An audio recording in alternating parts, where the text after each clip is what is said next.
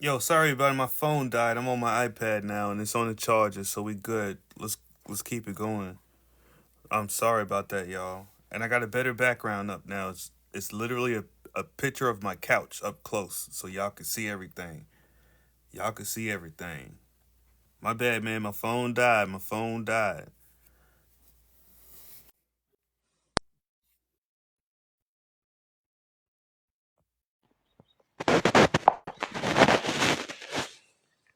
Yeah, so man, that's all I'm saying, man. But like I said, you live and you learn. So Hmm.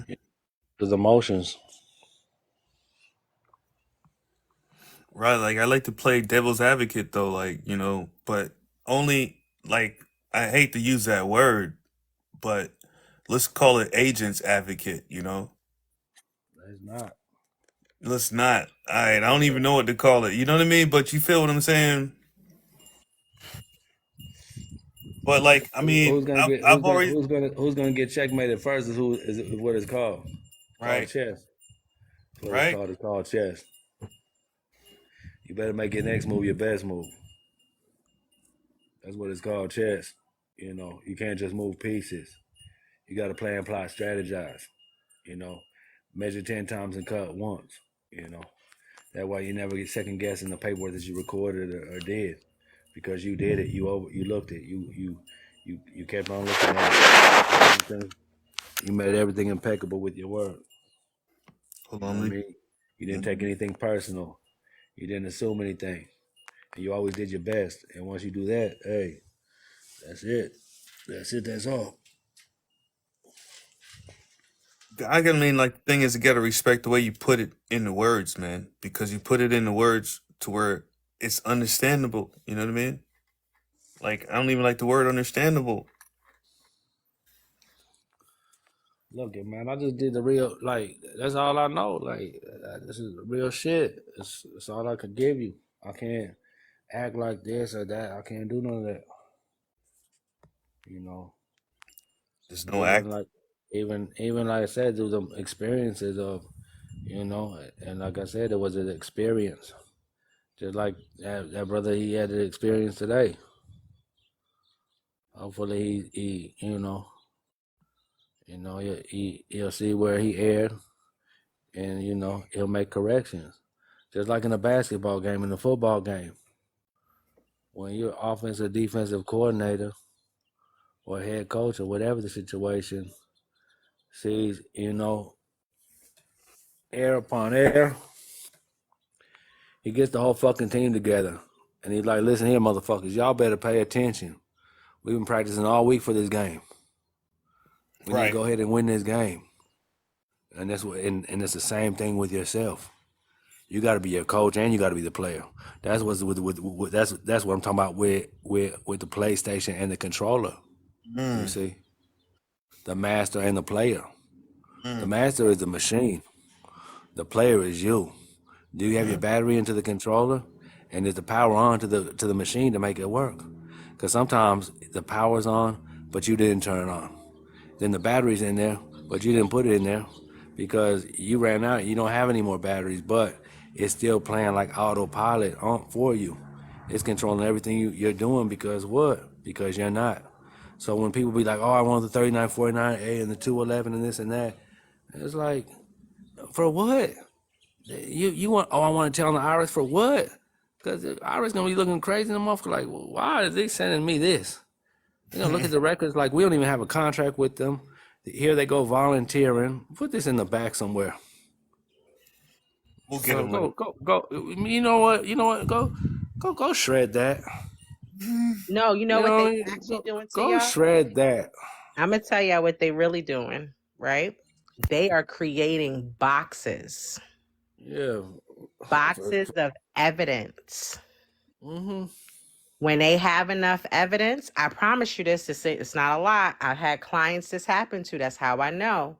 They are creating boxes of evidence that is in their fraud department, and they are waiting to accumulate enough evidence to lock you up. I promise you.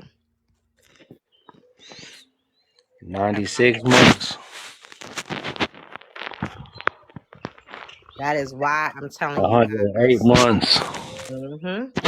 120 months. We That's why ain't I even said, talk. We're not even talking years. We talking months now. We're gonna really make you count down this calendar. We talking months.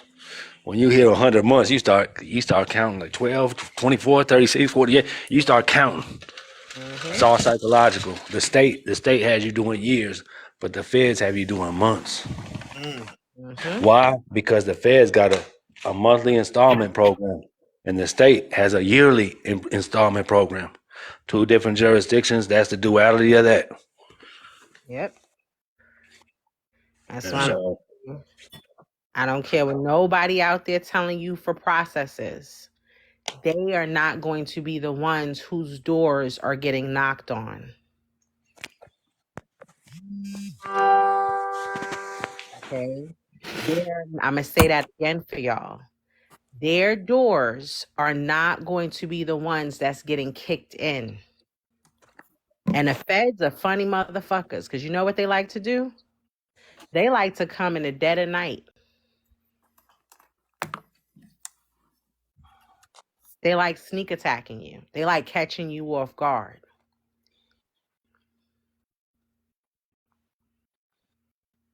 That's what they like doing. So before you're out here process jumping, going from one trader to the next, sit down and study to show thyself approved.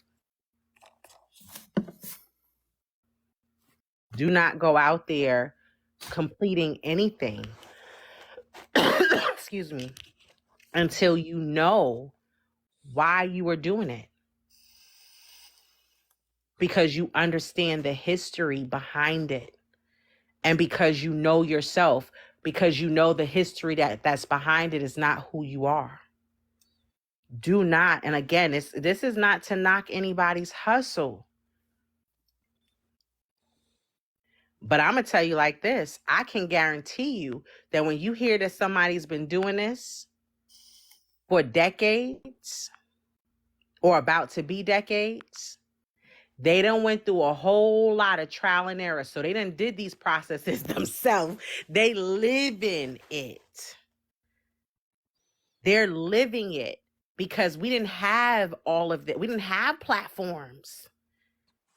We had nothing but blues. We had trial and error after trial and error after trial and error after feeling defeated over and over again. But knowing that we know what we know, but how are we going to create this process and implement it so that it's acceptable for what we're trying to accomplish?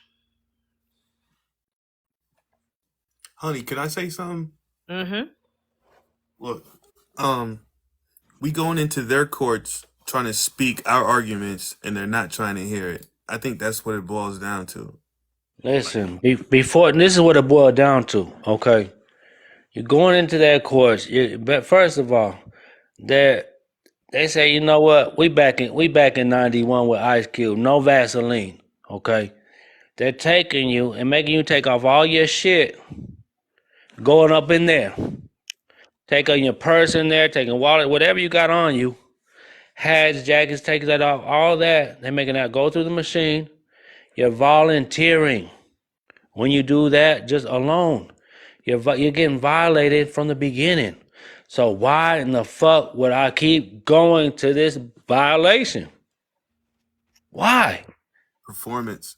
No, because in my mind, I think that they have more power than me. That's why. I'm gonna say it for the whole audience. There it is. You think that these individuals have more power than you do Right, because you don't know thyself. right. And since you don't know thyself and you want everything with the snap of a finger and you can't get it, all that takes too long. All that me and honey do, it would get you in the right position to be successful. But it's gonna take you and your comprehension to know what it is you're doing, who you are, and what you're doing out here. Before you just start filing all these paperwork, these individuals come, you do this outside Macarena because you listen to someone's thought These are thought processes, including mine, including Honey's. The difference is over here is this foundation. I'm not just gonna send you out in the fucking ocean with no life jacket and no fucking shark repellent. I'm not finna do that because I wouldn't want it done to me. So that's why I say when individuals like, oh, I can't, I'm in such a rush, I can't. Well, then go then. Because when the wolves eat your ass up, you're gonna be coming right back. Like, yeah, y'all still doing that foundation, and honey, she be I can gone. I can speak on that, Me, Ample, I'll because be gone. See you later. Bye. What's happening? you remember when because I spoke with you and I was like, man, I'm trying to get this office shit right through so I can get I can hit him with the checkmate and you was like, bro, don't rush it. Get a continuous. And Right. I sat down and I thought about it. I said, I don't know exactly everything that I'm doing. I need to fall back and fully understand before I make my next move. It's just chess. Right. Like we be like, on the lower yards, they be outside because you could be outside when you get when you get under 5 years and you go to low yards and if you don't have enough, I mean if you have your points is cool and everything. So these brothers, these brothers, white boys, the essays be out there, they be playing chess for hours.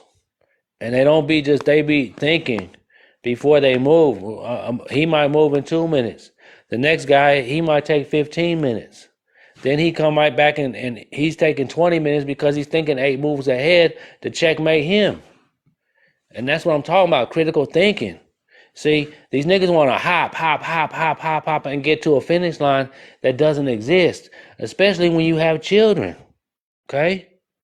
Your children, you have to show them what you know before you go. And then, hey, you showed them, and that's what you did. You led by example. You show your children, hey, this is how it is when you free, and this is how much I figured out, and I'm leaving it with you. It's in my will. It's in my, whatever.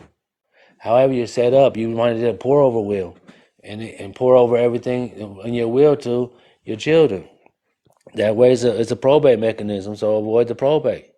There's different things out here that you have to think future. People are like, oh well, Ampu, why aren't you done? Why aren't you 19? But first of all, 12 years that was in the joint. That's first of all, and then the other part of it too is this: is more than just me.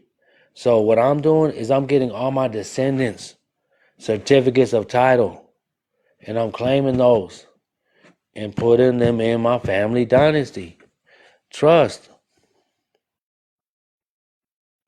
You see, and then I want to set up different foundation to help the unity for the community. You gotta want to do and help your fellow man or your fellow woman that don't know about any of this.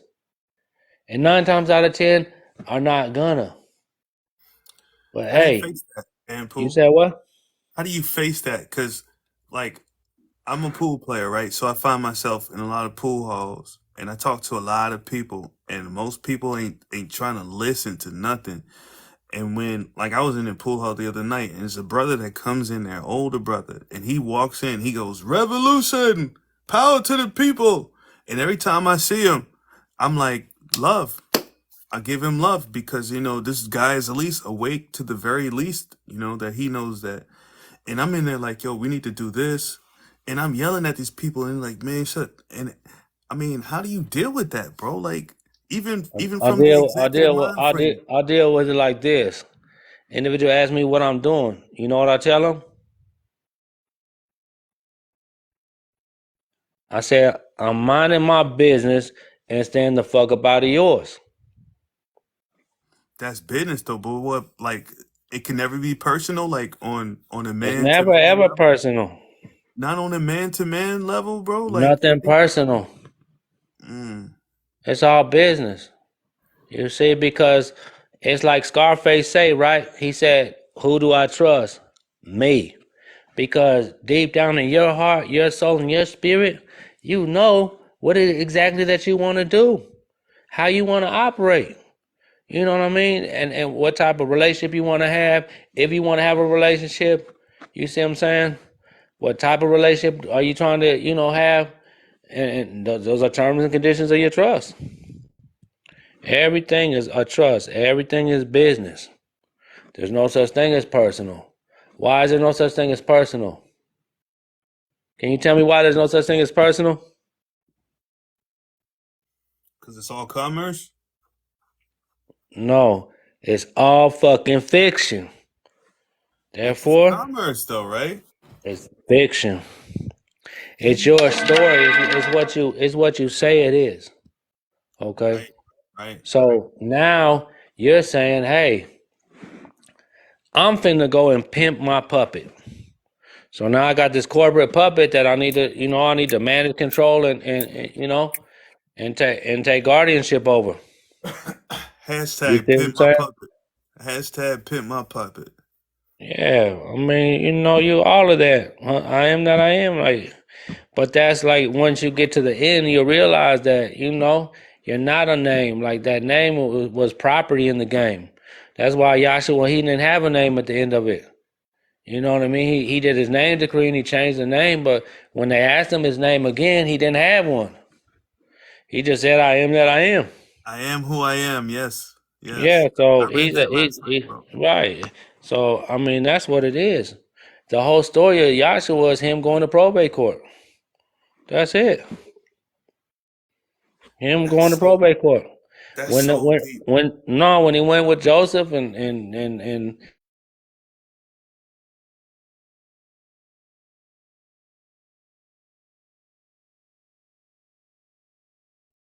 We father's losing you? business. Oh, I was okay. handling Joseph's estate. You see what I'm saying? And that's it, Joseph. He wasn't talking about no Sky Daddy or nothing. He was talking about his father. And like I said, it just breaks it down because once again, when she had him and with him, the reason she was a virgin is because, like I said, she took her mother's maiden name, which cut her off, which made her a widow. So they could never be married. And Joseph, he's a bastard. He's on his way as a bastard, and Yahshua was an orphan. So as an orphan, he runs back to the probate court to the estate, so that the state can adopt him, and he puts his father and him as one. He says, "I'm gonna be the general executor over my father's estate," and he took control of all of that. He gave everything to his father. They went looking for his father, couldn't find him. His brothers was jealous of him, hit him, sold him, and all that. Had to go get him back. When he got back, he had the royal coat of arms. That's that legacy, the legacy that Yahshua did when he was handling his father's business. Then when he goes to the tree, not the cross. See, the cross is the letter T to represent the family tree. He went there to go and do his name decree. Ain't nothing new under the sun. Yahshua had a straw person too. We're still under Roman civil law. It's still capitis dominusum maxima. So after the crucifixion, that was a second, and that was a second. So when he had the second, then he was born again. Why? Because he came from the fiction to the living. And when he came to the living, he was reborn. He had eternal life. And that's your true salvation that they talking about in the scripture. That's the salvation. Motherfucker, do you know who you are? Jesus says deny thy person. God said he's no respecter of persons. And motherfuckers still want to be in this office of person. I don't get it.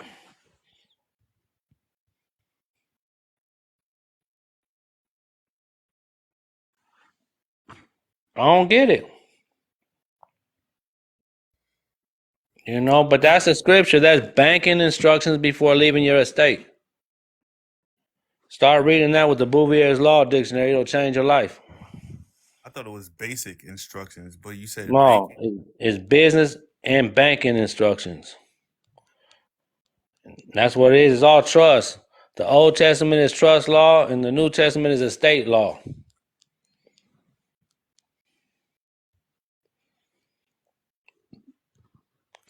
And that's all they talk about. All the Bible talk about is gold and silver, right? So why aren't we holding any gold and silver? Been robbed.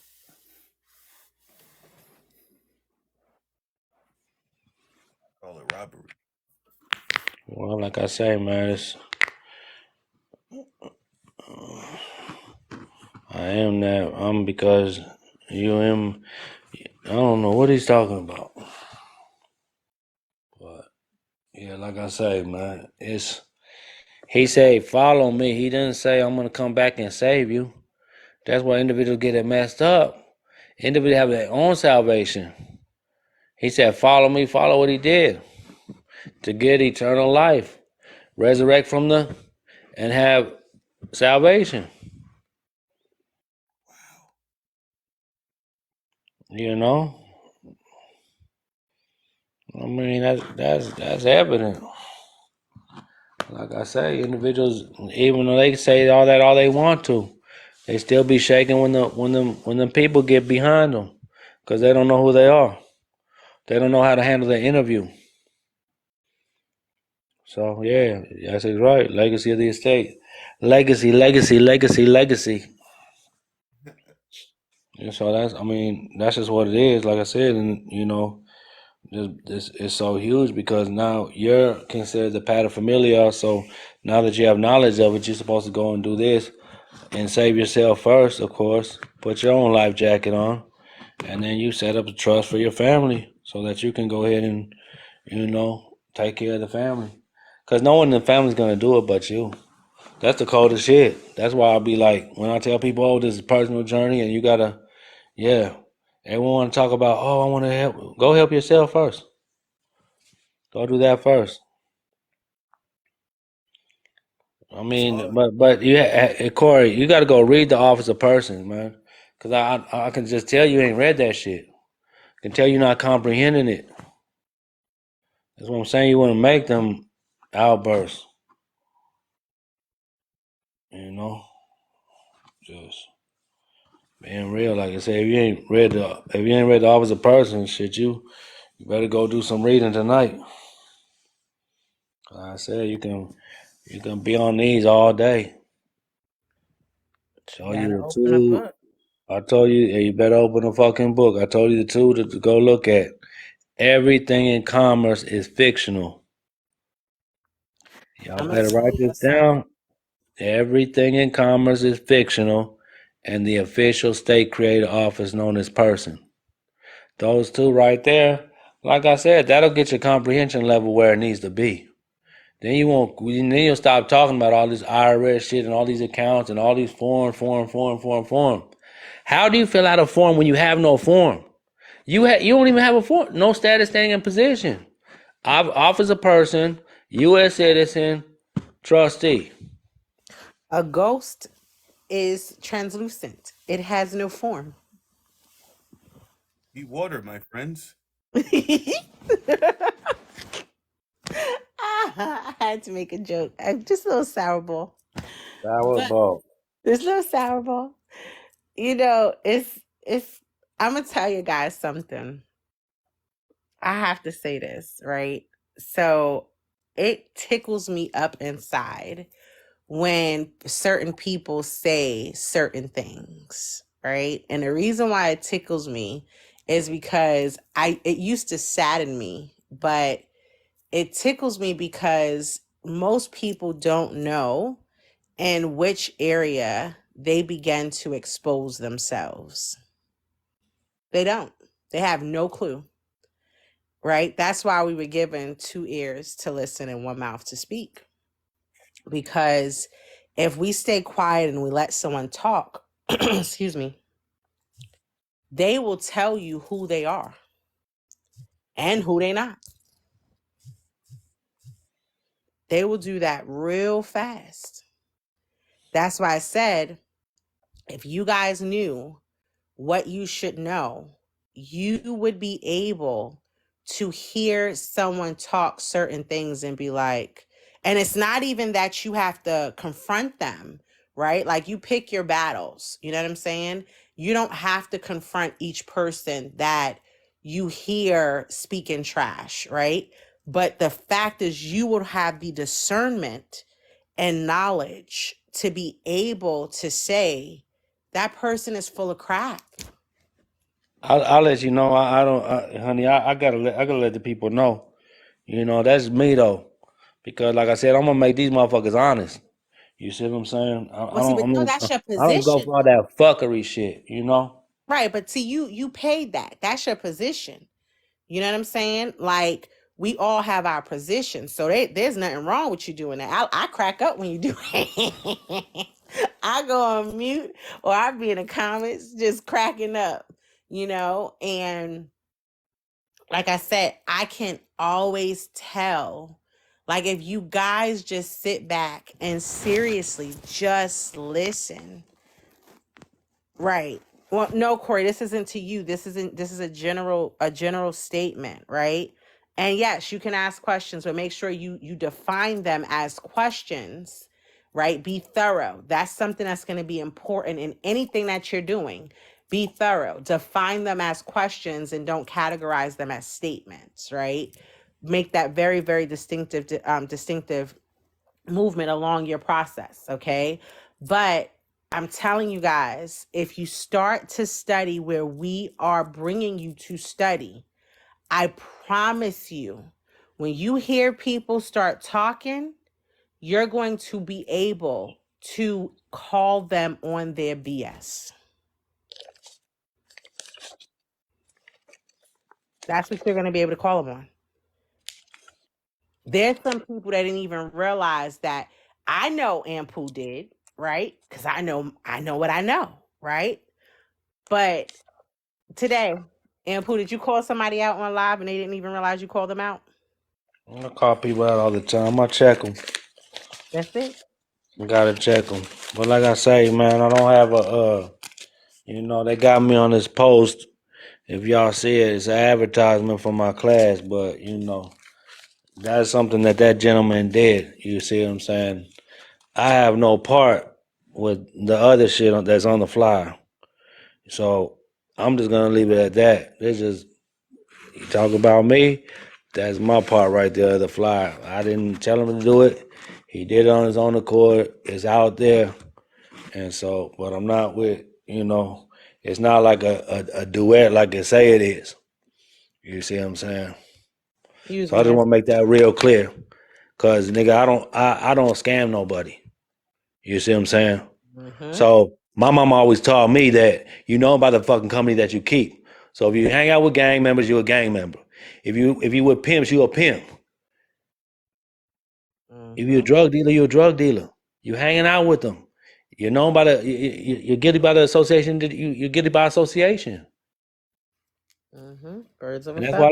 that's what it's easy for the police to go ahead and put dope on you because they're gonna take dope from his sack and put it on you.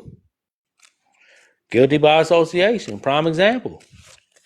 Is it dirty? Absolutely, but guess what? It's business. It's commerce. It's how they do it out here. Like I said, you're gonna continue to let these individuals play with your joystick and your PlayStation, or are you gonna take ownership of your PlayStation and controller and be like, you know what? It's time for me to learn how to play the fucking game. And that's just it. That's it. I Study, don't y'all. hit nobody. Man, look at man. I'm not, cause like I said, individual on the phone calls, y'all really don't know how these individuals are. And then you have these individuals on these pages and shit like, oh, they're telling you this and that, and they ain't even been in a courtroom, but they're telling you, oh, the big dogs and all this dumbass shit Bro, that they don't really know nothing about. brother, It's a magician. They're performing magic on you when you go in there. That's why he's called a magistrate. He's a magician. He's performing he's performing magic, and the prosecutor is doing the sorcery, right? Because he's acting like he's the source, and the judge is acting like he's the god of Saturn, and they're administering your estate because you're still a minor. So since you're still a minor, you're sitting at the children's table at Thanksgiving and Christmas. You haven't made it over to the adult table, and they know it. So guess what? They're gonna treat you like a minor.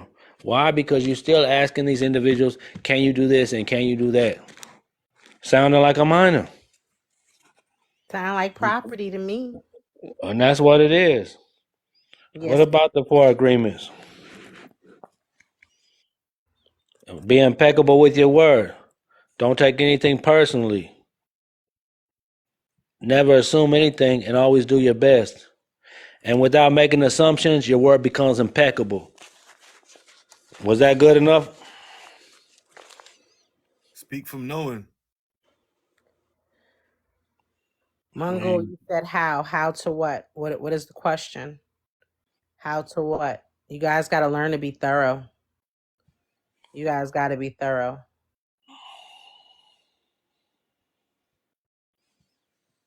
You guys really got to learn how to be thorough. and I was like when I it was like was it like 2000 and it was probably 2010. It was either I think it was 2010 or 2011. I can't remember. It was one of them. And me and my best friend we went to Chase, and we was on like I said we was on our shit. I've been in like for 6 years now, but I never knew that there was two sides to the bank. You see what I'm saying? Hmm. So me and my partner we was talking that real shit to the bankers, as a business banker. So he went and told us, "Hey, we got to go next door." So we go in the next door. We in there with the president and vice president of the whole situation. And we go in there, and start asking them. He started asking us those questions, like they sent you over here for a reason. We was hanging for a minute. You feel me? Until he asked that question. That question, you here for private shit? But he didn't say that. Once again, he was speaking that language. And since I didn't speak that language, guess what he did? He came up and shook my hand and said, "Sir, have a nice day." And so did the vice president. And he shook my best friend in my hand. Have a nice day. And when y'all figure it out, come back. Just like that. Business never personal. That's why I can tell you from experience. I really be in these banks and doing shit. I don't want to be up here talking. I want to do this and go write this letter. No. I can explain to you. You have that DBA account. It's going to be natural person on there. It's going to be legal entity. And that's how they're going to know the difference of who's who on the account. What would you record with your name change, huh?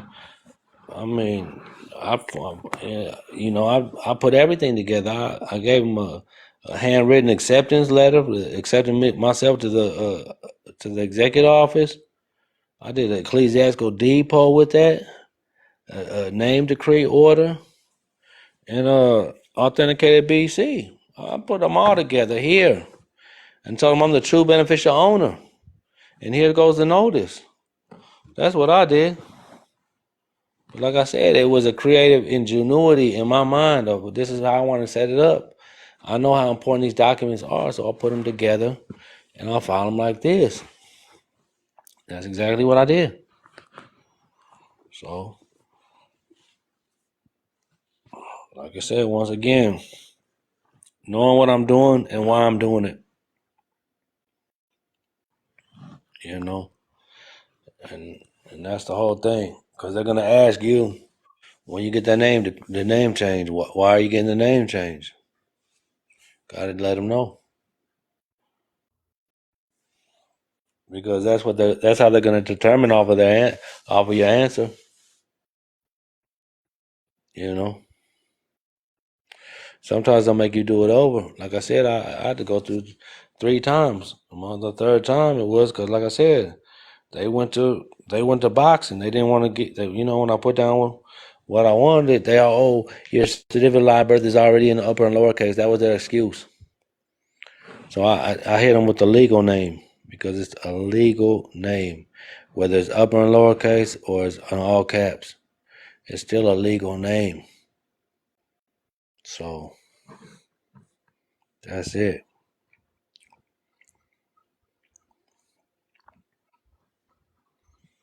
Yeah, Appellation, Appellation. Appellation, Appellation. Why? You get registration of birth records authenticated with the seal. Why? Like I said, why are you doing the things that you're doing? Are you asking a question or are you making a statement? Zulu, I need to know, are you making a statement or you, I don't get that one, you know. If you have to ask me about doing something, you got to go study and figure it out for yourself. That's the whole thing. Y'all don't want to put in no work. Thinking I don't know. I don't know what you're talking about. Right? Watch yourself. Like I said, man, honey, didn't you tell him to be thorough? Yeah, I did. Um, God damn. on your question about the deed poll, that is speaking about what I just spoke about pertaining to the fact that we've never removed ourselves from slavery. It goes back to explaining trust and how to express, right? So that is what you're learning is express, affirm, convey. Okay. That Bro, that's what hold it's on. about. Hold on. Okay, you got what's his name? Gusto. You got Chat GPT, Siri, Alexa, Google, DuckDuckGo. Come on, man. Cut it out. Like you're gonna have to put in some work, my man. Like for real. Yeah, I mean, however you want to do it, DL. It's your shit. It's your foundation. It's how you can comprehend what you've done. And if you can explain what you can explain what you did, then by all means. If you can't explain it and you can't comprehend it, then sit the fuck back and look, listen, and learn until you comprehend the whole situation. Then go execute it. And that's love, though. That's love.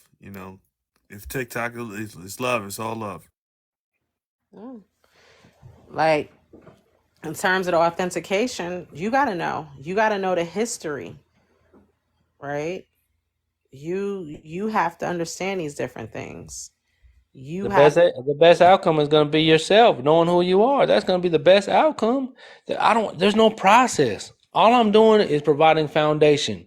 All Honey's doing is providing foundation. So you can go see, and she's going to show you this way. I'm going to show you this way. And if you even go to both of us, everything's going to come back together because it's a foundation.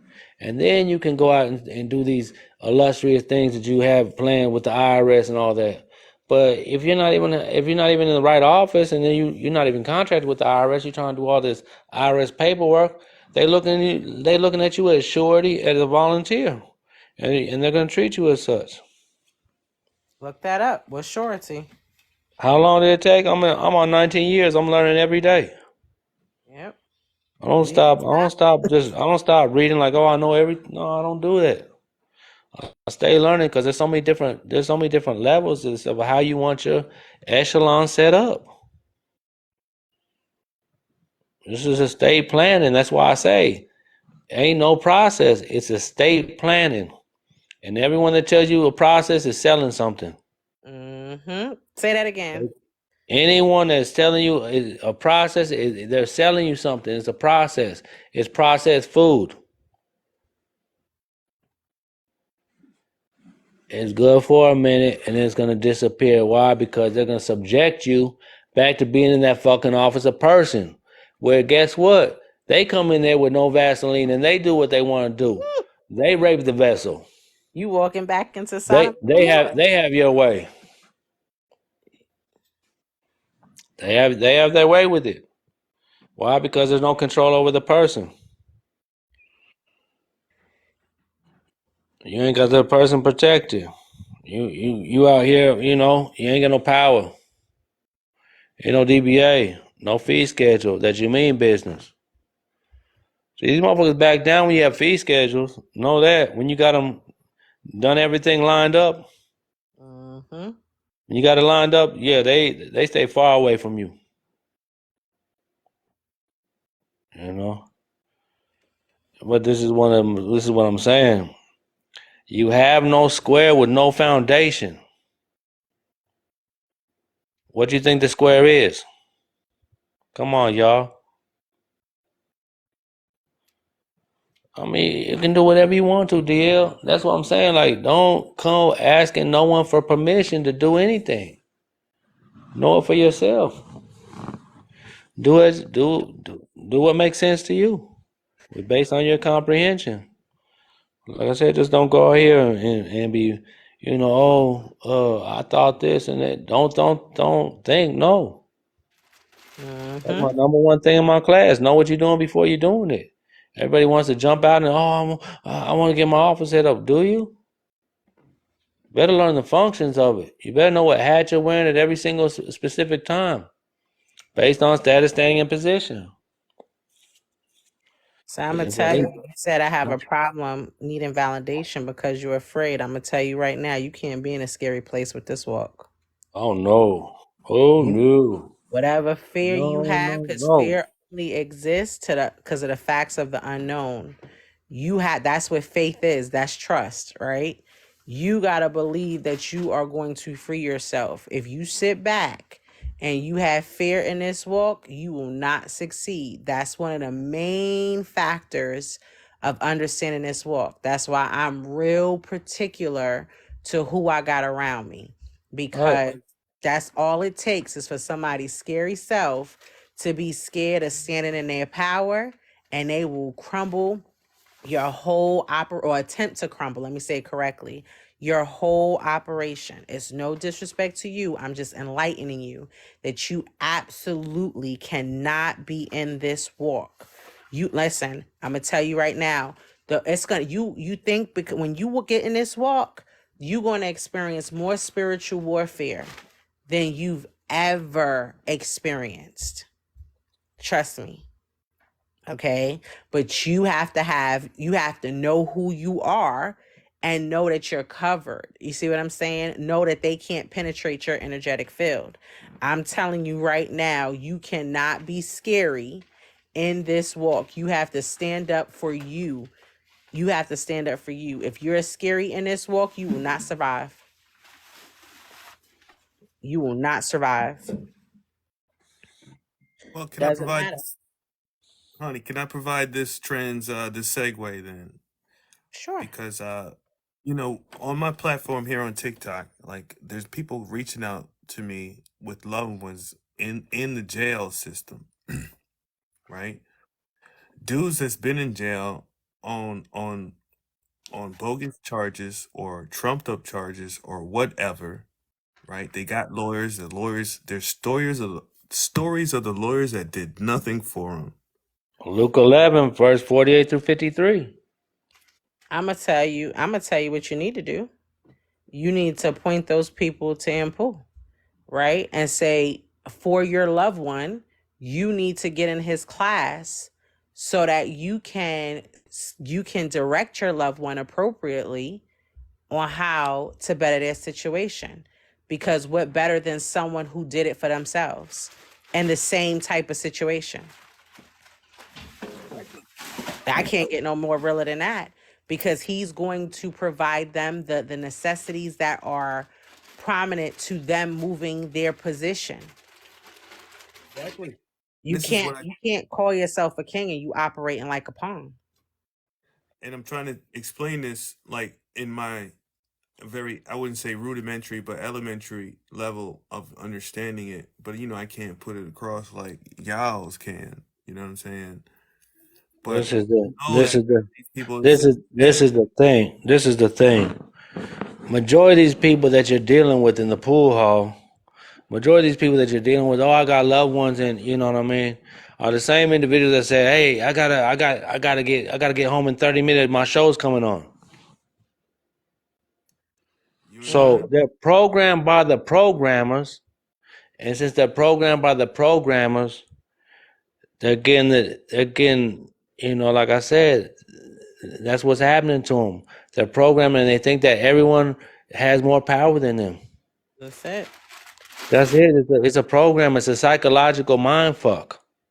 Because the minute that you realize and recognize who the fuck you is and who the fuck they is, then hey, that's really gonna be part of your salvation. That's it. Because once again, these individuals is fiction. It's a piece of paper. It's like you're going in, and the judge looks at the piece of paper, he reads the charge, stuff like that. He looks up at you like, do you understand? You see what I'm saying? You say nothing. And Pooh. What? So like I remember in your class, you went around and asked everybody in the class, not to give it away, but you asked everybody when did you wake up? You know what I mean? Hmm. And everybody had different times that they woke up. And like half the people wake up at different intervals. I I don't. got that. But here's the problem. You have all these individuals on these calls, and they'll keep on listening to the same regurgitated bullshit. You see what I'm saying? Right. Well, now when I mean, look at, no one was talking off as a person. Nobody. I put it on all the lies I fuck with everybody, and then guess what? It didn't. They didn't comprehend it. How do I know that Say they that. didn't they didn't comprehend it? Even these motherfuckers that got their own for platforms, they didn't comprehend it. Why do I say that? Why do I know that? Because they weren't talking about what office should I be in. The very first question, then, if all this happens in the office person, what office should I be in? They didn't ask that question, so I knew they didn't comprehend it. They didn't ask this other question, what would take me out of the office of person? They didn't ask that one. That was the second strike. And the third strike is shit about the whole domicile versus residence. Hmm. And about how everything starts at the post office. That's what I be trying to, as I explained. And that's elementary. Motherfucker can understand that everything starts at the post office. How does it? Because whenever you move to a new place, apartment, condo, home, whatever situation, you have to notify the post office of where to send that mail. Mm-hmm. Okay, That's so what now once you file out the USPS, that's going to put you immediately in the in the office of person and under the military jurisdiction. Why? Because you never established your office. Why? Because you never realized that you're really truly you're the boss, the CEO over that all cap name, which is a corporation. Until you fathom that, you're just gonna be sitting here guessing, listening to X. Oh, I'm gonna go do this. Oh, I'm gonna go. Oh, he said everyone talks good. Everybody do. If they say process, if process comes out their mouth, they're selling you something. When I'm talking about estate planning, when Honey's talking about estate planning, that's real shit that you have to plan in order to process. Foundation. That's like comprehending before reading. No, you have to read to comprehend. You can't comprehend to read. You can't go backwards, you got to go forward. Read to comprehend. Plan to process. Because once you have the plan, then it's the process and then the execution. You see, but you had to put in the work. Mm-hmm. And I saw that DL had said something, which was let me go back to it. She had mentioned that she want to hear from people with experience and learn from them concerning what works. That's a problem. And I don't want you to think that I'm getting on you, because I'm not, but I want to make this clear. That's the problem. That's the problem. You're looking for someone else. You're still stuck in the slave mentality. You're still stuck in the shackles that the program has created for you. You're not trying to enter into the motherboard and recode the entire program for yourself. You're still looking for someone else's, i.e., process of what worked for them, right? You got to know this for yourself, because once you know thyself, you know what's going to work for you. When you know thyself, then you know what you're trying to accomplish. When you know what you're trying to accomplish, you can sit back and create a strategic plan of action over your estate, i.e., estate planning. You're looking at what works for them. their experiences, right? Their experiences are not your experience. That's what you guys have to seriously comprehend, that everybody else's experience is not your experience. His story is not your story. You have to create your own story. You can only do that when you know yourself and you understand a foundation, so you can create your own foundation. What kind of house are you trying to build on that foundation? These are questions you got to ask yourself, right? You're not going to create a 12 by 12 foundation if you're trying to build a 24 by 24.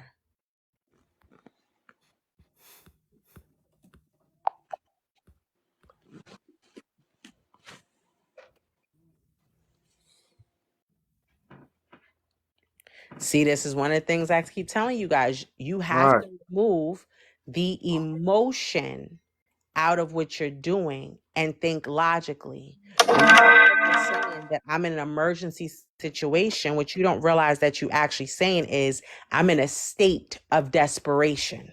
State. Let me mute. Sorry. Okay. And so when you're in a state of desperation, you're going to make mistakes and regret the decisions that you made in that emotional state.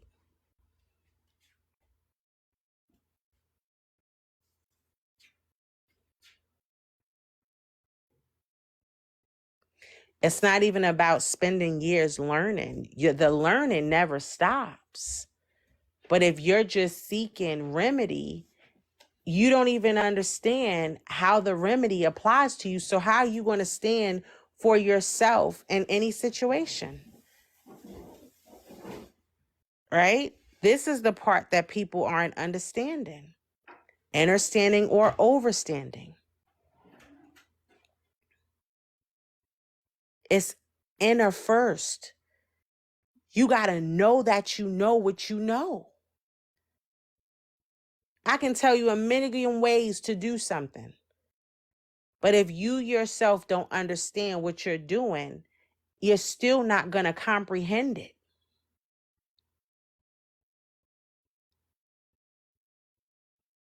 That's going to be on you, right? Rush situations create false narratives.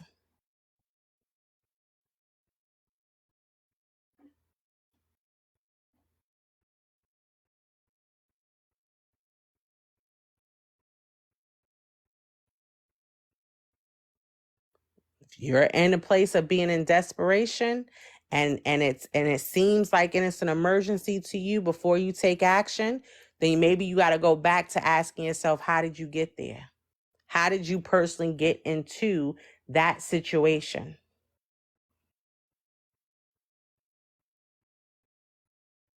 Do your own due diligence to see how you can buy yourself time to better educate yourself.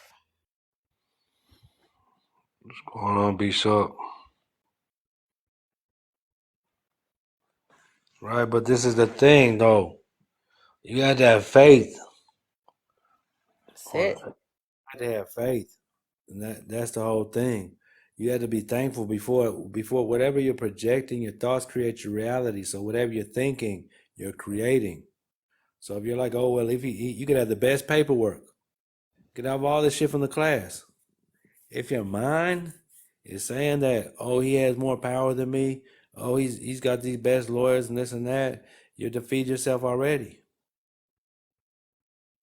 So your thoughts create your reality. Whatever you're thinking about, you create. That's why when individuals go go down to the county recorder's office, and I'll be like, oh man, they're not gonna file this, and they don't file it. It's because you already said that they weren't. You already commanded what they were gonna do. You Co-create of your existence and you reality. did it. Yeah, you exactly. So Right, you you know, got to make these decisions for yourself. You know, Because now what happens is that if you choose somebody's quote unquote process, okay, and it's not the right process for what you actually need, did you do better or worse? Well, see, this is the thing. You can't even put them in a wealthy. There's no color in business. It's just business. It's like, okay, who am I and who are they? And they can never be more powerful than you. Why? Because they not you. But in your mind, if your mind is telling you that they have more power than you, then guess what? They do. Because that's what you're projecting them to have. Oh, yo, yeah, he thinks he's better than me and all that. No, that's a thought in your mind where they'd be like, damn, that's what I'm thinking about. I'm thinking because he walk in the room or she walk with a certain swagger, she better than me or no, she walking with her confidence. He's walking with his confidence. And guess what? It's showing. And it's something within you that you don't like about yourself. That's why you're thinking the way that you're thinking. I'm gonna It's put y'all all on. internal. Right. That's I'm gonna why put y'all on. everybody wants to run to this IRS, right? Internal. It's internal. It's not an external thing. It's internal. Revenue, revenue. And when they revenue, then they provide a service. When you know better, you do better. Mm. I'm gonna tell y'all what's real. The only reason why the element of race still exists is because it's a narrative push so that the war doesn't stop. If the war stops, then what happens?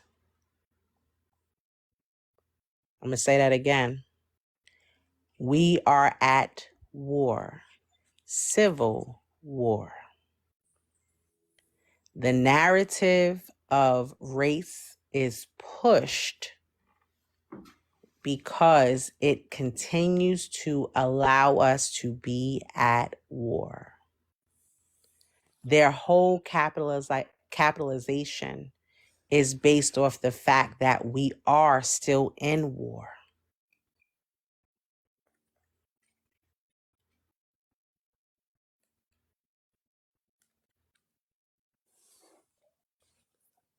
Let that sink in.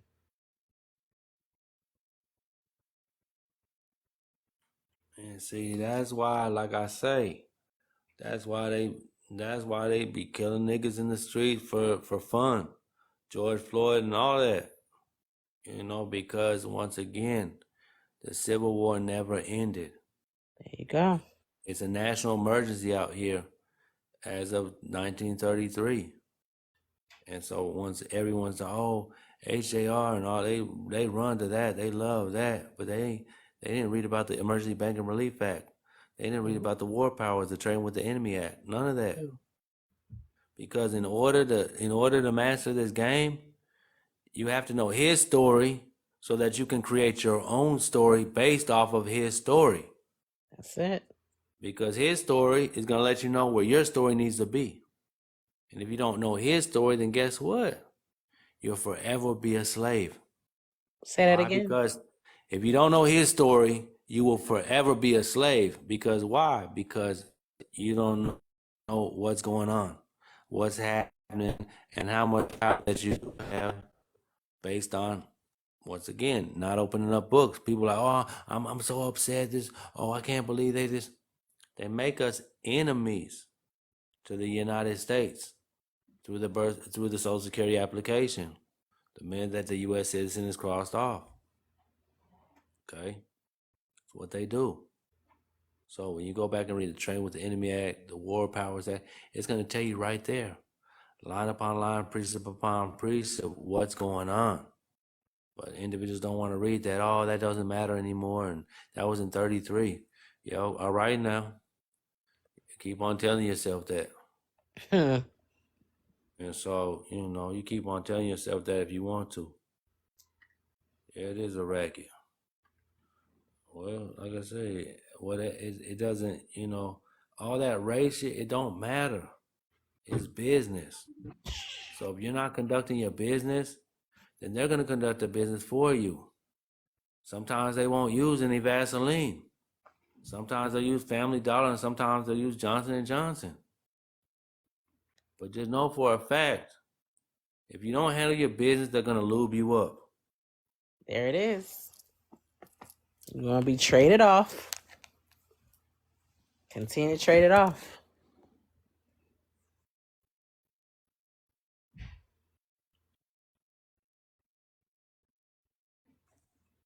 Once again, they make all this stuff make so real. And then when the commander in chief tell everyone it's fake news, now they got a problem with him. But this is the thing. What is news? You see what I'm saying? See, we say so much stuff all day, every day. The zip code. Gotta go look at the Buck Act. All this stuff add up. Zone improvement plan. That's what zip code means. The zone improvement plan code. Meaning we're gonna house these individuals over here on a social income. They're gonna be lower, the poor and poverty over here. Lower middle class here, upper middle class here, wealthy here. It's called a caste system, a CASTE system. Yep. That they have perpetuated on the whole world. Okay, based on social status. Yeah, you can share something. No, I get that, but people don't even, and then they don't even know what the news means. I don't want to watch the news. I can't wait. I'm running home to watch the news. You're going home, running home to watch the north, east, west, and south. What's going on in the north, east, west, and south? That's what the news means. Let that sink in.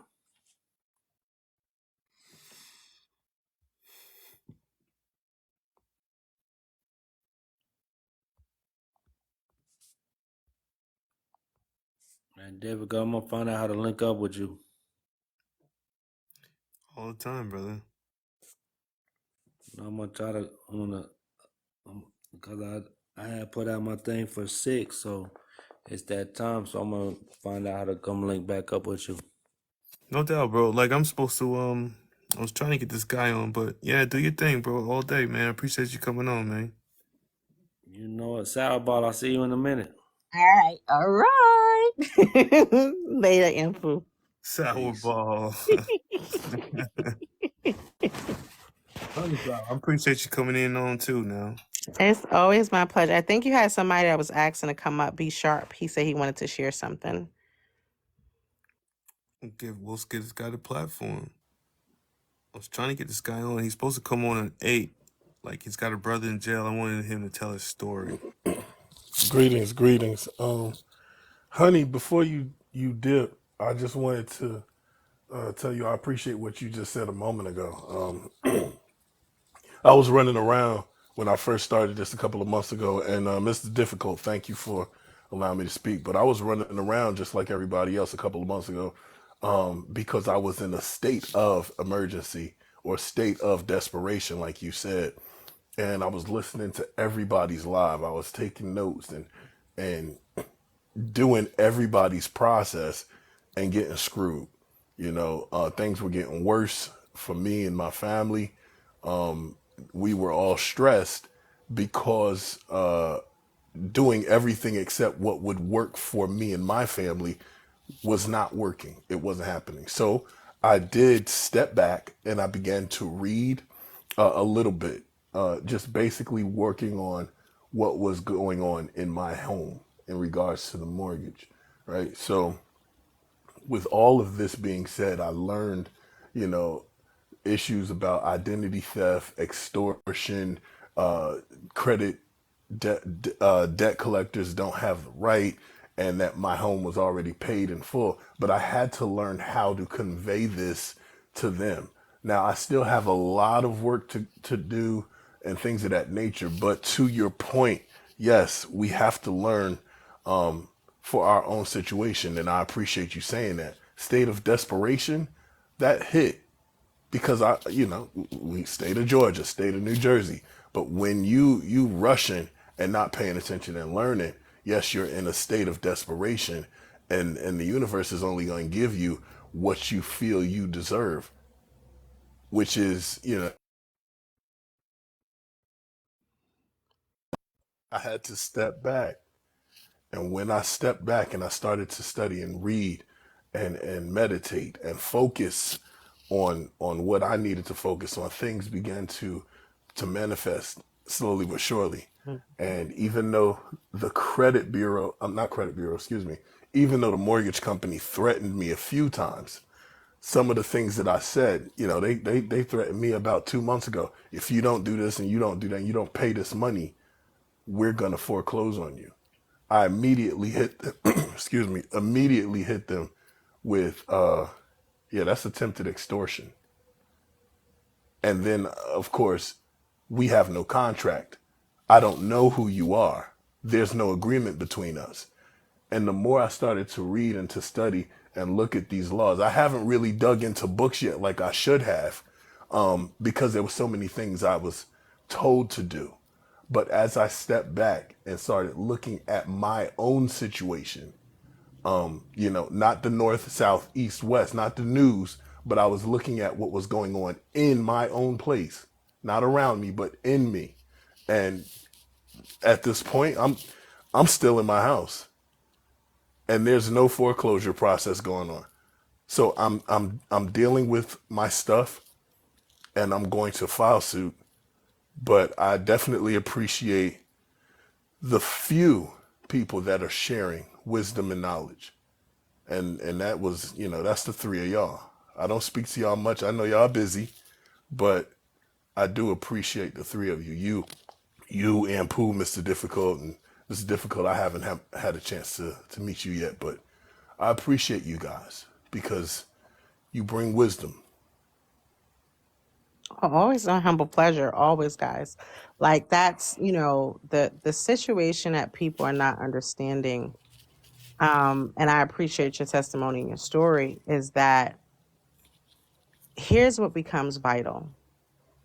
Your story is yours. It's Hmm. unique to you. Your story is yours. It's unique to you. And I'm saying that with emphasis because something you just said that people didn't even catch, but I'm going to reiterate it for you, is you said you went with processes of being told to do something. I'm going to take you back to slavery. What are slaves? What do? They're told to do something Yeah, and they just follow the instruction. yeah, They don't think for themselves. yeah, Okay. They don't act accordingly. They don't turn around and learn why they're in the situation that they're in that moment. So if you can't understand, not you, when I say you, I'm from New York. So when I say you, it's a generalize. If one cannot understand, and overstand that part of the situation, you're not grasping. You guys are not grasping that you are process chasing and you have no idea the type of stuff that you are putting yourself into by just process chasing. Just process chasing. One of the things that I give to my students, one of the first books, I give them a lot of books, a lot of things to read. One of the books that I give them is the U.S. Postal Duality Manual. Say that again. The United States Postal Service, United States Postal Office, right? Two different things. Duality Manual. That's one of the things I give. So again, when you are chasing processes and it doesn't work for you because you chased the process and you didn't do your due diligence, it's actually not going to work out how you think it is because you're not educated enough to follow through. You're not educated enough to do so. That's what's not being understood. That's what's not being understood. That's what's not being overstood. Yeah. I'm not a professional, or I'm not on her level, or Mr. Difficult's level. And I'm not saying that out of, to belittle myself. We're all learning. I'm sure that they're learning to move higher. But my thing is this, if I can say this to all who are listening, step back from the processes that you have taken notes on and look at your own specific situation. It's just like God. And you have to recognize that there are billions of people on the earth, and God deals with every one of us in a very unique way.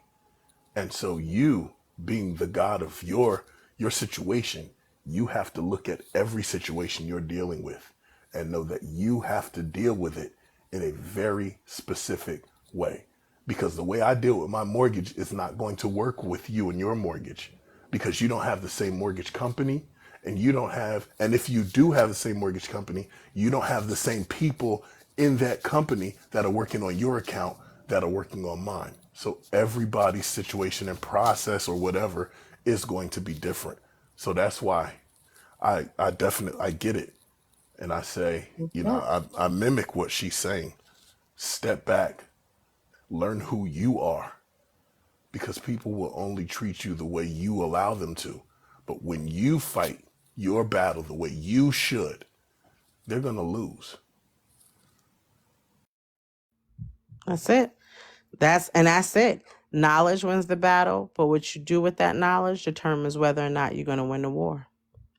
And most of you are gaining processes that are not allowing you to win the battle or win the war, Hmm. because you don't know thyself. You have not looked at what is your situation. You haven't created a foundation. You haven't created a foundation. Put a glass on a spoon. What's going to happen? The glass is going to fall and break. Your foundation is all over the place. It's got all of these ups and downs to it, right? So anything you build on top will tumble over and break. U.S. Postal Service, U.S. Postal Service, and U.S. Postal Office Duality Manual. U.S. Postal Office Duality Manual. All right, that's one of the number one things that I give to my students. Because just like Ampul mentioned, that is one of the main things. You need to understand these things.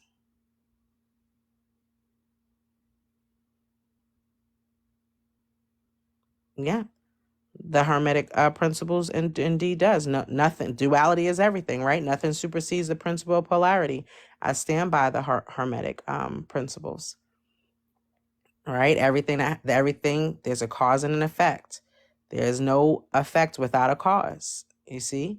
Law of correspondence, so forth and so on. Law of reciprocity, right? Yes, duality, meaning when you walk into the post office, you have the post office and a post service. Okay? There's a duality. Everything is duality. Everything is duality. Nothing supersedes the principle of polarity. So everything is duality. Everything. But you have to understand how to separate to know which one plays which position, i.e., natural person versus legal person. You got to start with the history. And even if you have started some form of processes, take a moment and step back and ask yourself, okay, I'm getting this done. Why? Why am I doing this? Right? What got me in the position to do this? What is the history that put me here right now? You see, this is the things that you guys have to start putting out there for yourself. You have to start becoming a free and critical thinker. Because when all you're doing is following and allowing someone else to lead you, when all you're doing is following and allowing someone else to lead you, it's what? Emancipation. Being trade off from one slave owner to the next. Because all you're doing is allowing someone else to tell you what to do. You are staying mentally shackled. And here's the biggest thing. If someone tells you to do something, then you should have the capability to ask them why. Why is it that we're doing what you're telling me to do? Why is that? What's the history? What's the history? How did we get to the point to where we need to do this? Why? Because if they can't tell you the history and the why, that means they regurgitated it. That means they don't know themselves. There it is. Use your discernment.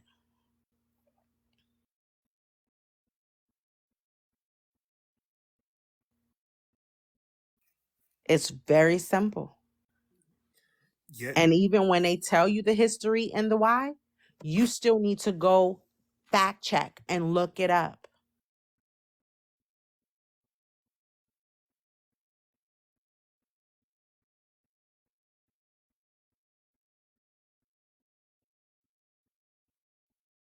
Most people are, because they still chasing something. So they still chasing an artificial bag. Most people are scamming because they're still chasing an artificial bag. And most people don't even know that they are scamming. They really believe that their process that they got from somebody else, who got it from somebody else, who got it from somebody else, is the process, because they never turned around and did the actual due diligence that is necessary for themselves. They have not done the studying that is necessary.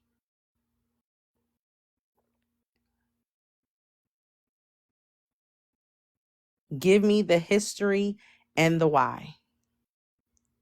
Like I told y'all, when you know for yourself the history and the why, you're going to be able to call BS on anything that someone says that is not true.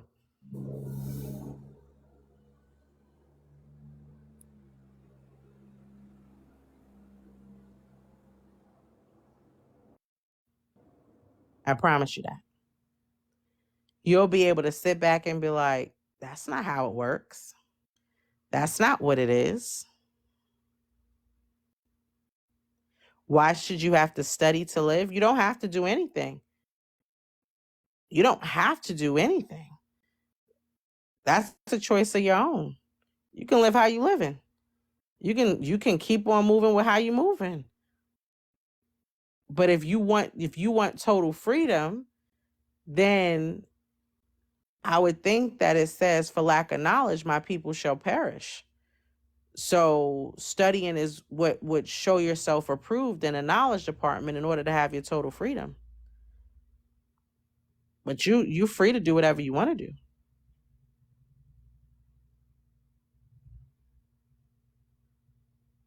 Nobody's forcing you to do anything.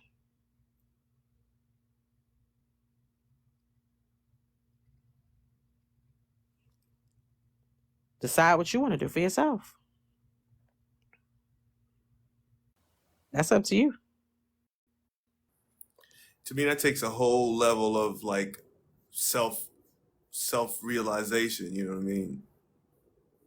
And like most people won't get there until they thrown in a box, or until their home gets put on the courtroom steps, or till their back is against the wall. Mm-hmm. Until they're in a situation that's going to have them become reactive because they didn't decide to be proactive. So now they're in a place of desperation. I agree. And to me, I think that's one of the reasons why I began to study, because I was such in a state of desperation that I said, I can't keep asking for people for answers, and everybody's giving different answers to the same thing. So even that put up a red flag to me. And so when I recognized that nothing was working, that's when I realized I got to do this for myself. And I was never a good student in school, but this grown man right here I had to become a student real quick. And while I'm receiving tidbits of knowledge from many of you or some of you, I had to recognize, okay, that's good information. Is it going to be useful? And someone said they want in there. They said, I always want to ask a question, but it's always going to be a decision that I have to make. Yes, ask questions, and then weigh it in the balance to see how will this benefit me, if at all. And there's nothing wrong with seeking wisdom and gleaning wisdom from those who have been studying for a longer period of time than we are. But again, that's when you have to move back and step back and say, okay, listen, I don't want to be homeless. I don't want to, live on the street. I don't want to, none of this stuff, right? You have to fix your mindset. And when you start to manifest, okay, I'm not going to be homeless because I'm going to win this, I'm going to fight this. But then you start to manifest too, I comprehend what is going on. Then the world is yours. You have to become, you have to become, you have to become that version of success that you're looking for, and not looking for that version of success in somebody else. Some things do pour down from the head, but your anointing is not going to come from you paying somebody to tell you how they did it. Your anointing is going to come by you putting yourself to the side and fasting and praying and manifesting or meditating. How do I deal with my situation? Because nobody can answer that question but you and the God in you. That's it. And man of war, I don't totally disagree with you, and I don't totally agree with you. I'm not in no government, and I don't want to establish no government because no one has power over me, right? I was given the ability to have power and dominion over animals, not people, right? So I govern myself. I don't need nobody to govern me, right? Because I know who Hmm. I am. No one can come in and tell me who I am or Hmm. who I am not, Hmm. right? So when we look at that word govern, that's an oxymoron to sovereign. To govern means you don't have the ability to be able to know your right from your wrong, your morality compass, or what you should or shouldn't be doing. That's supposed to be within you. No disrespect. Team, yes. That is why you build a family, right? Your tribe, the likeness of, you see? So the likeness of is like-minded individuals, but even then, you still need to understand who those people are, what positions that they play, because the thing about it is, like I tell you guys every time, one, you can't be scary. Two, you can't be weary, okay? Because those will put you into a death trap. And three, you got to be able to recognize if there's jealousy and envy, if someone's just there to ride your coattail, or if they right there in a dirt, in the mud, in a fight with you.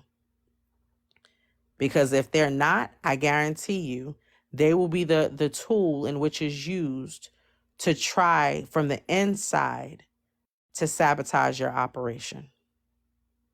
And in 20 years, I've been down that road quite a few times. Unfortunately for them, my foundation was too reinforced and solid that the operation could not be dismantled. And this is why we speak foundation. I gotta interject here because I just have some thoughts. right? Because like B Sharp said it, like how I said, it's like until I got kicked in the chest, I didn't realize anything was wrong. You know, you realize things are wrong, but you realize it in the portrayal that they give you. Oh, there's racism. Oh, there's the war on terrorism. Oh, there's Republican versus Democrat. You adhere to all those external problems until you get kicked in the chest and you find out that, wait a minute, I'm under conflict now. Me directly, you know? And these people are waging war against me, trying to put me in the jail for up to a year. And I haven't hurt nobody. And it's like, you know, it's down to the spiritual aspect of who you know, who you are, but until you kicked into the chest like that, you ain't even known that you're being tested this whole time, you know? And then you have the people who are you got people who are sitting in jail. Like I've had people reach out to me on TikTok. You know, my brother's in jail. I've been in jail 10 years. You know, these people are already I'm fighting to keep out of that. But these you got people that are in there and trying to get out. Like there's this one guy we was trying to get out for like I mean, I met him 2 days before Christmas.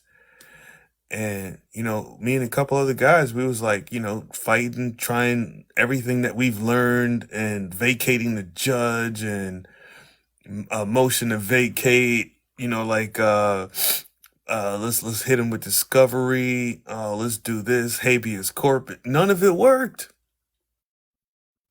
And it's Mm-hmm. like wow. And it's discouraging and it's like it makes you like well, what are we doing it until you realize what's really going on after you lift that curtain. The Wizard of Oz, you see him behind the curtain, like pulling the strings and moving the levers. I mean, it's got to be a realization, but like, what do you do with the people who are caged? You know, being beaten and denied medical and being fed, and they're getting sick. They're almost dying in jail. They're rotting away in jail, and they haven't hurt nobody. To me, that is the ultimate form of injustice. Well, you see, yes, it is the ultimate form of injustice. But here's the thing, right? The greatest illusion was to make people think that they were free. So if we look at our lives, right, and we accept the programming that's constantly being given. Example, and Pooh just said it before he got off. He said those same people that's saying that they want to come out of this will tell you, "Oh, I got to get home because I got to go watch my show." Right? Entertainment is more important to people than paying attention. I'm going to give you an example. Civil War. Civil War was about the red versus the blue states, right? It was about one party and the next party, right? We still see that when we look at the whole voting situation. It's the red versus the blue states. It's still in your face, but you choose not to see it, That's right? deep. Remember, all of these are choices. We choose not to go to the depths of things because why? We tell ourselves, life is good. I can pay my proverbial bills, right? I got food in my refrigerator. I got clothes on my back. I can go hang out with people every so often. I got the freedom to go to different countries and I can do that and I can live La Vida Loca and that's it, right? We choose that. We choose not to go deeper until we are placed into a situation. Again, we keep choosing these things. You see where I'm coming from? These are choices that we're making voluntarily. People ask me, they're like, "Oh, you don't watch Power?" No, no. "Oh, you don't watch reality? What is it? The Housewives?" No, Nah, not at all. no, I don't. "Oh, did you see this movie?" No. "Oh, did you?" No, You ain't seen the game last night? no. Right? Right. Even when it comes down to the game, if you even understood the history, Yes, yes, you would turn it off. yes. You see what I'm saying? You would turn it off. These are the things in which I'm speaking that we are so engulfed in our fictitious entertainment that we don't even sit back enough to know thyself. That's We what they. don't. I'm sorry. Go ahead. No. You can go. It's That's what they did way back when the government wanted to do something against the people. They would have the people gather in the Coliseum hmm. to entertain them, and they would feed them bread and beer. And of course, Say it again. bread is going to get you full and sleepy, and beer is going to cause you to be out of your mind. That is also why they call it spirits, because you're not in control of yourself. And so when you're not in control of yourself and you're being entertained, right? The government is out there doing something against you. One of the things they did against us is they gave us these things called identification, the license, the social, the birth certificate. And they said, this is who you are. My goodness. See, and now it's revealed to you. And after we say all this tonight, you're going to be held liable uh, in your own life. Like, this is who you are. But the Bible said, have I not said that you are gods and all of you are children of the Most High? You know what I'm saying? So are you going to believe the government, or are you going to believe the Bible that was here before the government? This is again going back to what they've been teaching us here on this live, and Ampu and Mr. Difficult and Honey Drop. Know who you are. Because when you know who you are, you won't sit there and entertain yourself with Housewives of Atlanta and Color Purple and Medea, because you're going to know that's going to take my attention away from, one, meditation, and two, doing, I guess I'll use the word process, doing my process to be the free man or woman that I am. That's it. See, slavery now is voluntary. That's it. That sums it up. Slavery today is a volunteered act. Mm. It's volunteered Sure is. because you choose not to. And then you allow someone to tell you. That's why I asked on Well Connected's live earlier. The statement question I asked was, I said, what is HJR 192, since everyone is always mentioning it? What's the history on how it approached, how it became, right? How it was birthed, and what is the effect of it or effects of it, right? This is what I asked earlier. So if you're going to sit there and you're going to start spouting out different terms, right? And I say this to people all the time. That's like everyone sits back and they go, I'm not the debtor, I'm the creditor. How? I'm not saying that you're not. I'm saying, how did you become? What is the history behind it? Because you go out there, like John says all the time, you go out there in this world with the vapor money theory, they laughing at you like you crazy. And to them, they are deeming you incompetent. Therefore, they have another reason why they are saying that you are not capable of claiming your estate. You don't even realize the damage that you're doing when you do these things. That's the point that I'm trying to make clear to everybody. There's a level of damage that you do when you lack knowledge. Mm-hmm. But Okay? honey, even though like per the Baby Act, anything you do before claiming the occupancy of executor, you know what I mean? It's the Baby Act said it's null and void, or it holds no bearing or something like that. After you old, after you actually assume or occupy the office, anything you've done in the minor, right? Mm-hmm. But you have to occupy that office prior before you can, I guess, get that indemnity, if you will. So that particular bond that you're speaking of, right? Yes, that is it, but there's more to it. Hmm? There's more to it. But yes, it is that all becomes null and void because now you have risen, right? You've been born again. Yes, yes. Okay? Oh Now you've wow, risen, wow. you've been born again. You've submerged yourself back into the birthing pool and you have reemerged born again. You are alive. You are found, right? Everybody says, what is it? It's not coming to me. I was lost, but now I'm found. This is what that means. I was lost. I was lost at sea, but now I am found. I am Okay. reborn. I am reborn. Okay. So, but again, like I was beginning to mention, and that was a very good point, is understanding that what you are doing when you don't have this knowledge, and you're going into court, right? State court, you're putting on record that you are incompetent. Look up when they judge you and when they rule you as being incompetent, what that does if you decided to claim your estate.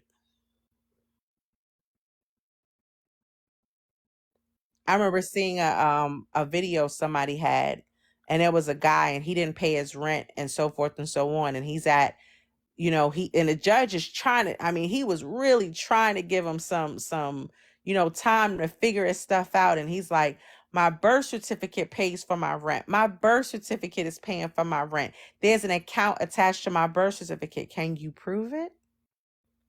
How do you know this to be true? Where's your proof of claim? Because you guys are making claims and you don't what?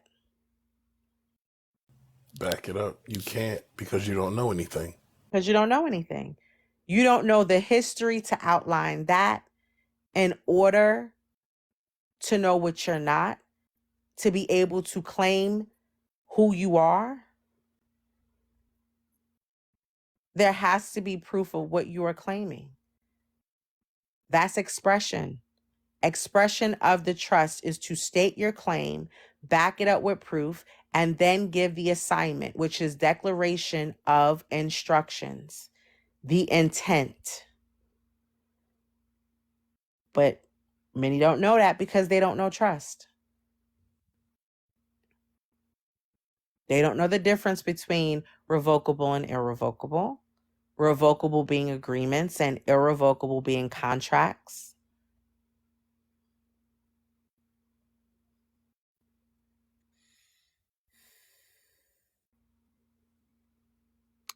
Well, Trapstar, you cannot claim a public trust you did not create that's privy. You have to make your own and claim it. I'm going to tell you that you did create it. Your informant created. How did they create it? By initiation of application. Understand what grantorship is. Grantorship is started through initiation of application. The trust agreement was created when the informant believed that they were required to do the initiation of application. Fraud. All right? Everything you do is a trust. When you initiate the application, you have now divided yourself from one part to the next. That means that you have become the grantor. That is called grantorship, the settler. That initiation of application and signature, without the initiation of application and signature, the trust could not have been created. The state then does what after the initiation of application? So that trust starts private and it becomes public voluntarily. All things start private and become voluntarily public. Initiation of application creates you as the creator of said trust. So if y'all out here thinking that you didn't create the trust, you did. You initiated the application. That is a trust agreement. You initiated the application. The footprints, right? Correct. Footprints in the sand. Your landmark.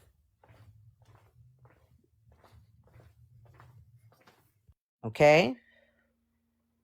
That application is what created the trust. But why was the trust created from the jump? Right, right. Okay. What is trust? Faith. Clean hands. That's it. Okay. Whenever you are initiating application, you are the grantor. How do you confirm this? Go to the irs.gov website. Go to get an EIN. What are they going to ask you? Are you one of the three? You are already deemed, based on the IRS, that you are the grantor because you initiated the application. That's why it needs your identification number, your credit number, because it becomes attached to as such. Can I speak on that? Initiation. Sure. So when I got my EIN, just to speak on that, right? Like if you put in any false information, it's not gonna go through. Like they've already got the records waiting for you to come do this. Like if you don't put the right information with the social and your name and the decedent and all of that, it's not gonna go through. But the moment you put the right information in, it goes right through. There's no pushback or anything. Mm-hmm. And guess what happened? Now, once you did the initiation of application, the state then went to fund it. They put the application in for Social Security. Your funding of that said trust is through the Social Security. That's where your credits are. That is your ultimate credit card. You see? But you got to know the history to know all of that. So when you asking yourself and you making a statement that you're a creditor, you are an authorized representative by the Social Security Administration. It tells you on your actual physical Social Security card. And this is how you become the creditor, because as an authorized representative, you are acting on behalf of the creditor. Say that again. As an authorized representative, you are acting on behalf of the creditor. You are the creditor's agent. Mm-hmm. A trust cannot be active until it is funded. But if you understand the fundamentals of trust, you would know. So the moment that you your informant, mother, father, inform them of the arrival of the vessel, okay, and they initiated it with the application, they were the grantors. And because you were listed on that initiation, you became the successor grantor. You see how that works? They then went to fund the estate because it cannot be active. If you're doing a application for a trust, it's going to ask you, what is the funding date? What is the funding date? That's why your registration the registration date is not the same as the physical date of birth. Why is that? Because it's It's been probated, simple. right? It has to go through the probate process. That has Right, to be funded before the bond can be registered. right.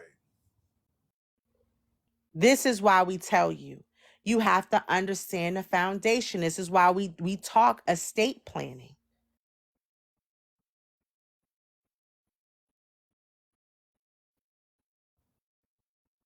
What about the surrogates though? Because it's like they say, like these courts are really courts of probate, and the judge is really a surrogate, and it's up there just administering magistrate magic. The administer judge is a ministerial. trustee. Sorry, go ahead. I'm answering your question. The judge is a trustee. Why does the judge give judgment? Right? The judgment is either what? Guilty, non-guilty, dismissed, right? There's a judgment that's given. That is the job, that is the fiduciary's job as a trustee. That is the duty, that is the fiduciary duties of a trustee.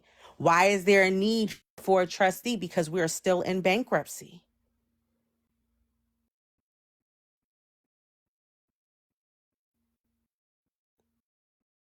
The state is still in bankruptcy.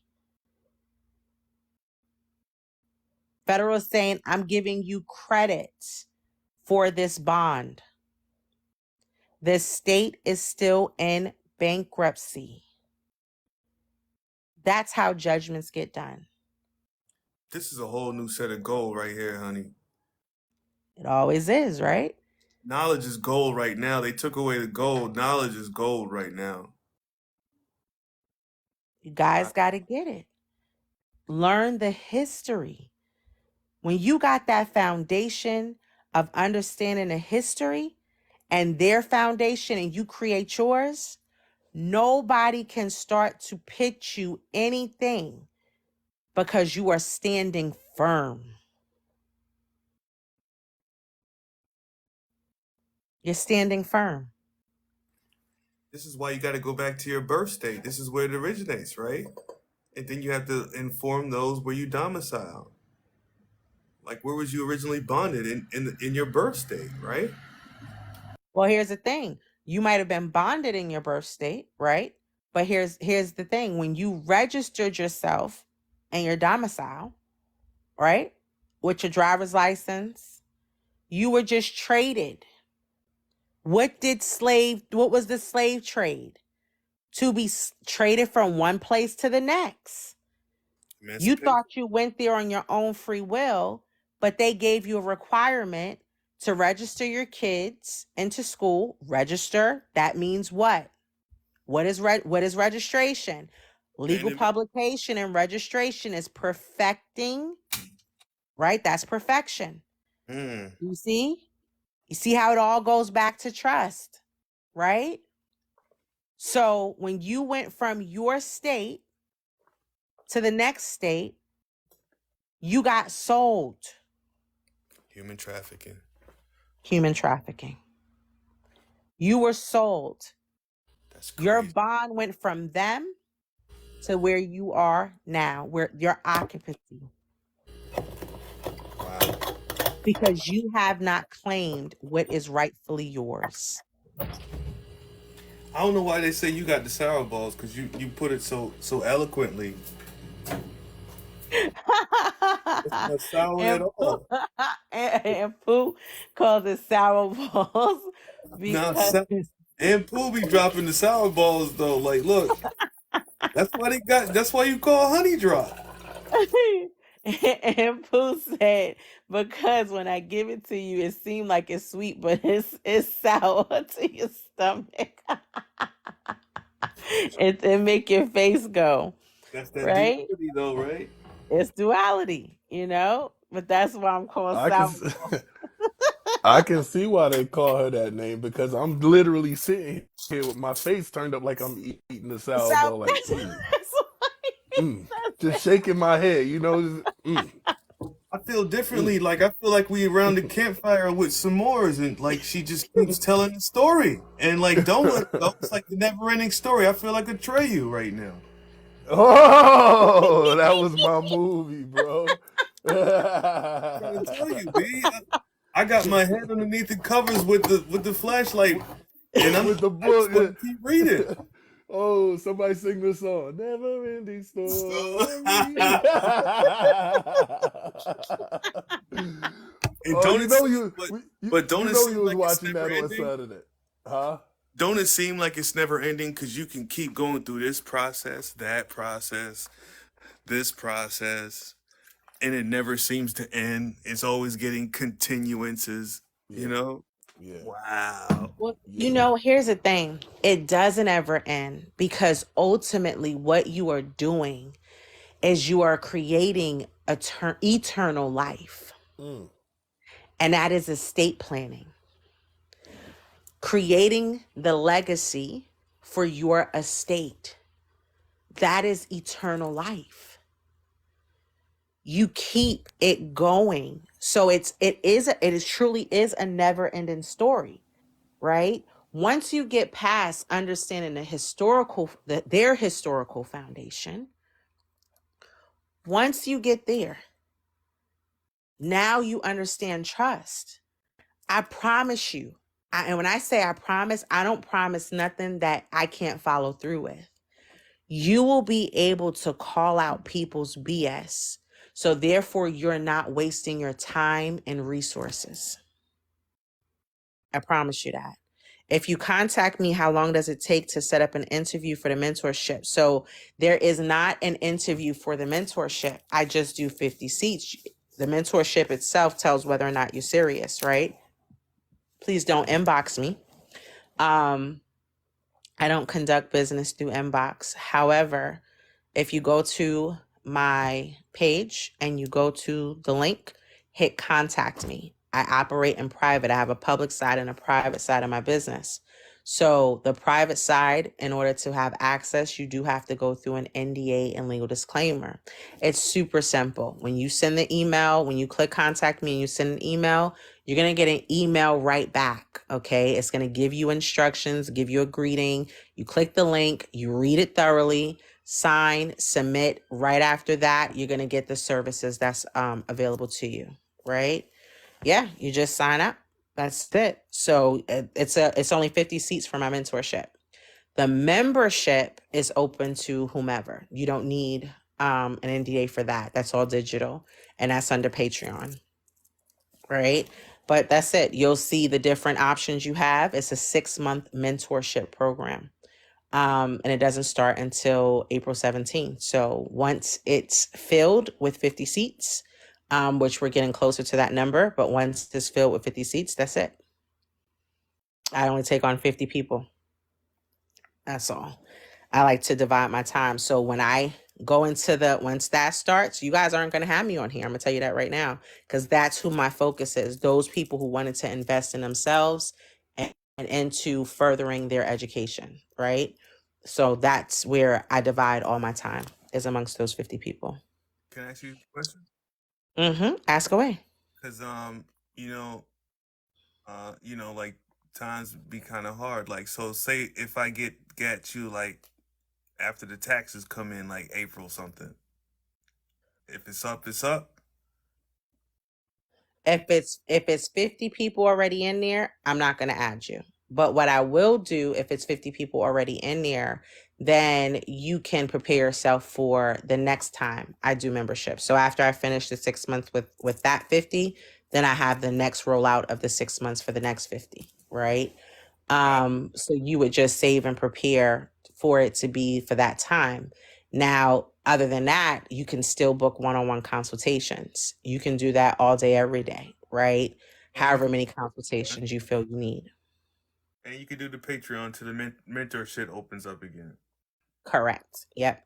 I'll be honest with you, even when you do my mentorship program, I always suggest that you still get the membership program, because that membership program at $44 a month, I made it really low for a reason, but every week there's literature. So when I talk about knowing your history, you're going to get the documentation to read over, to print for free.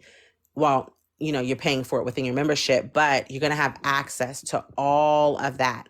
But there's a lot of books that you're not going to find just by looking for a Google free PDF, because a lot of those books that you're going to find are going to be books that cost me thousands of dollars that I upload as PDFs for you as well, right? So you get that on a weekly basis, plus a digital video that's uploaded on a weekly basis as well, where I'm breaking it down to you so that it's more easily understood. Because here's what you guys, I understand this because I've been educating people for a very long time. The reason why, I know a lot of people tell you guys, get in the books, get in the books. And I know the reason why you don't. And the reason why you don't is because it is intimidating. The language that is used is very intimidating, right? And that is why typically the average person doesn't read things through thoroughly, because they are intimidated. And that's not abnormal. So you don't have to feel like you're a dunce because you don't, okay? The thing about it is it's meant to be that way, to offer confusion. This is why one of the first things I also tell my class to read when I do my students is The Art of War. When you read The Art of War, you understand what they're doing to you. And the number one part of The Art of War is confusion. So if I can confuse your mind and put you in a place of desperation, then I can control you. If I allow you to understand fear and I fear of lost you, then I can control your mind at all times, right? Fear is a control mechanism. We fear what we don't know. You see, I always tell people, you don't fear death because you know that death will come one day. What you fear is the unknown parts of death.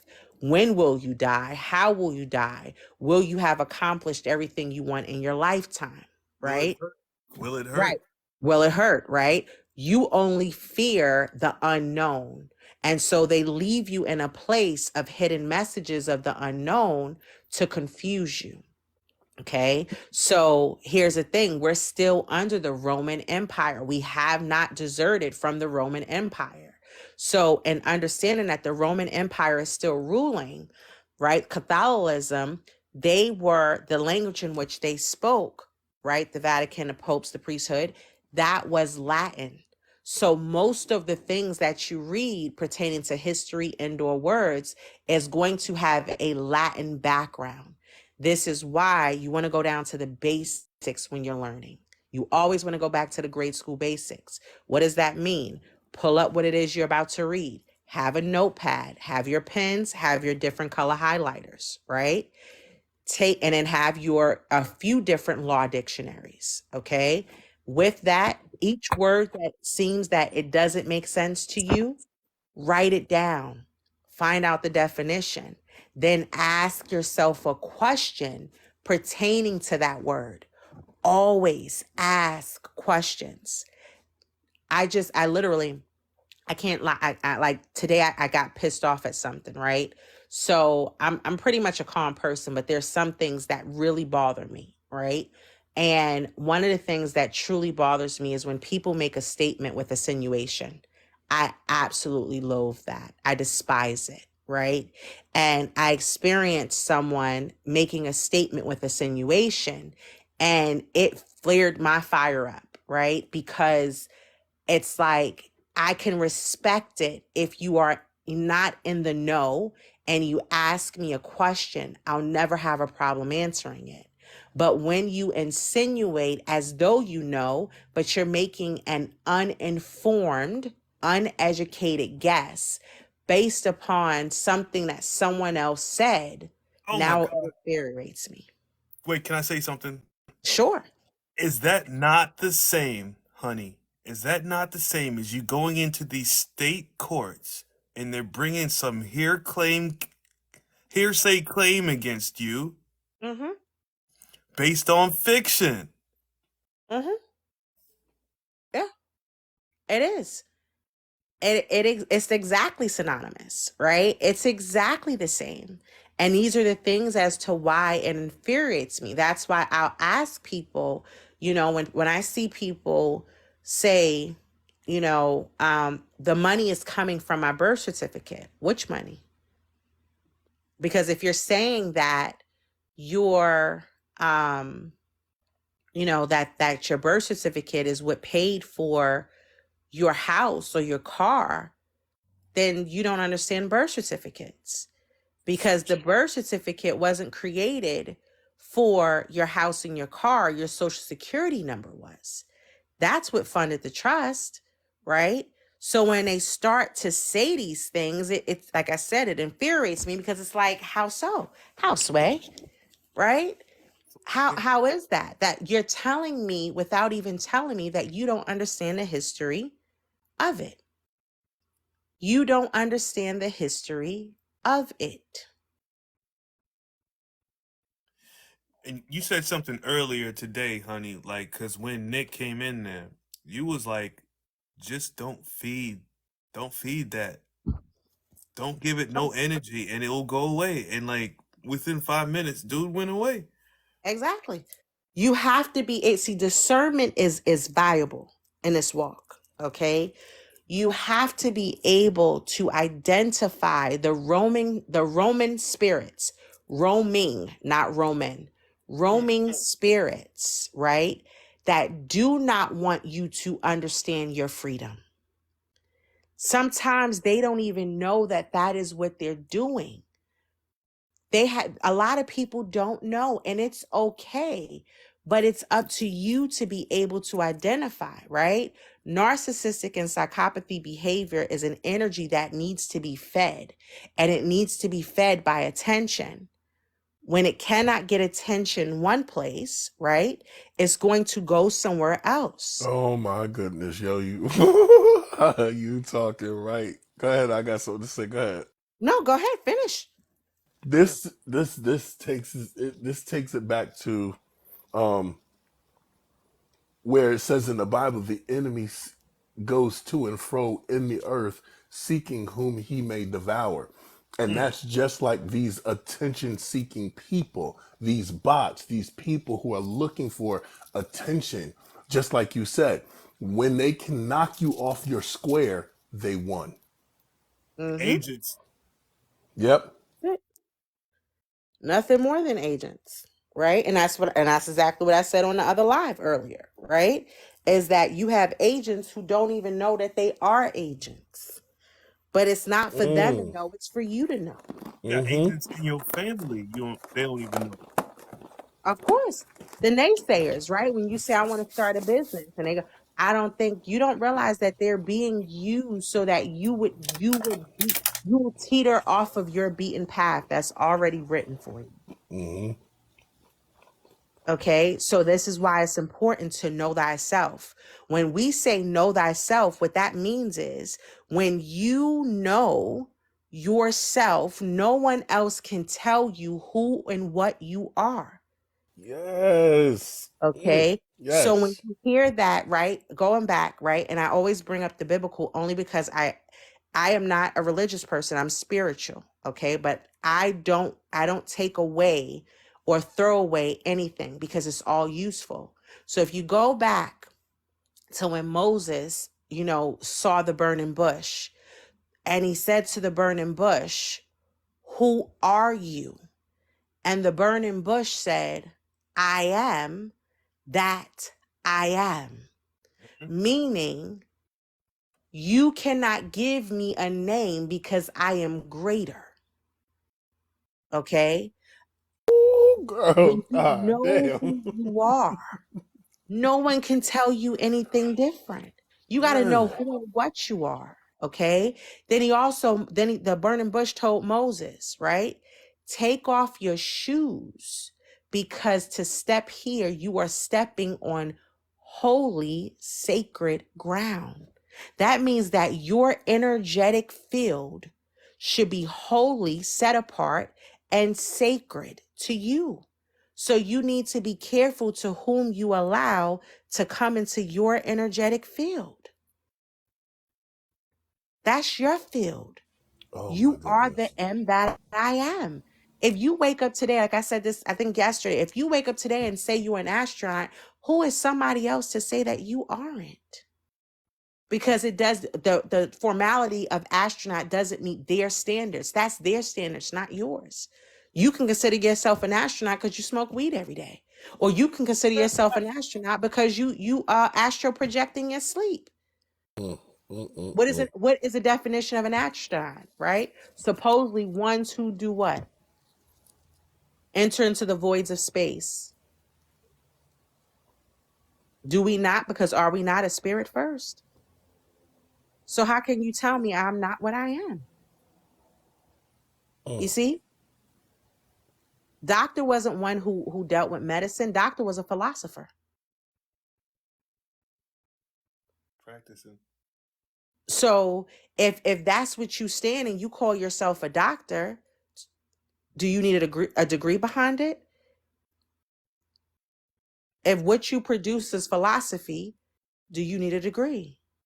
That's institutionalized, right?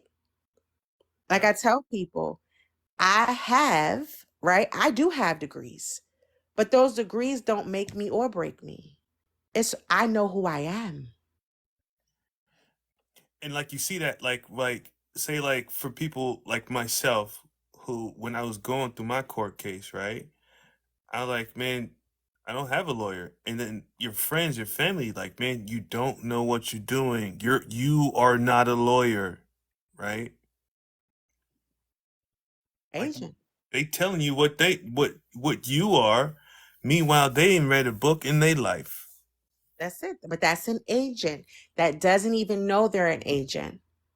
That's the Because what is the definition of lawyer? wait, that agent just took over your friend or your family, right? The same way the agents in the Matrix could be anyone in the Matrix who isn't unplugged. There you go. The agent just took your family member, your friend, the person you loved your whole life, and you I'm look gonna at them tell you. like, wow, I don't I'm gonna even tell you know what's you so anymore. funny. I'm gonna tell you what's so funny about that. I literally just had an experience in a dream. I never talk about my dreams publicly, so I'm not gonna talk about the whole dream. But there was one part where I had a mission to enter into the motherboard room of the Matrix.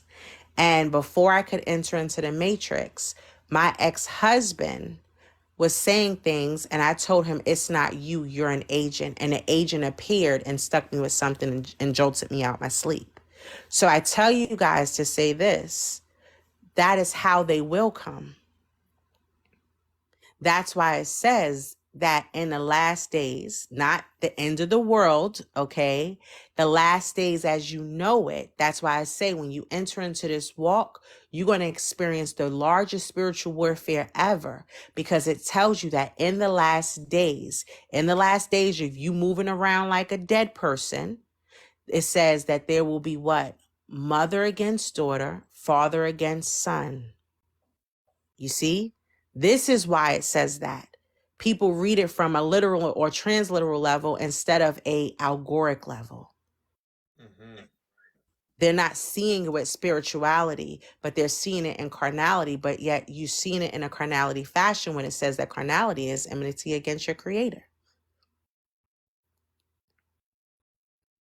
Enmity meaning death of your creator, because you're not seeing things in a spiritual fashion. You will be in a spiritual warfare because there are entities among us that does not want you to go to where you are supposed to go for freedom. They prefer you to stay in bondage. And right now you continue to volunteer the bondage as slaves. As their livestock, right? That's it. It's right in front of you. Like, wow. Like I said, if you don't think we're still at war, just look at the screen when it's voting time. Well, we're in voting season right now. You see red state 1, blue state 1.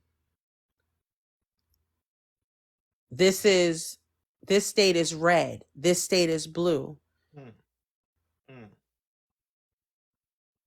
This is right here in front of you.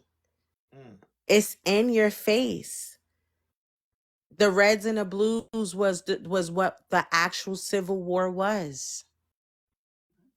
It's all right here. Can I So just when you understand that there is no money, there is no money.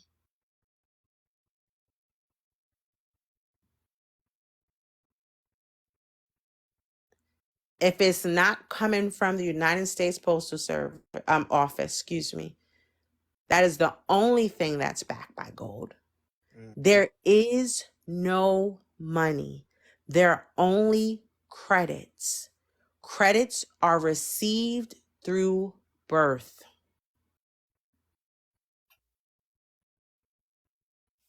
mm,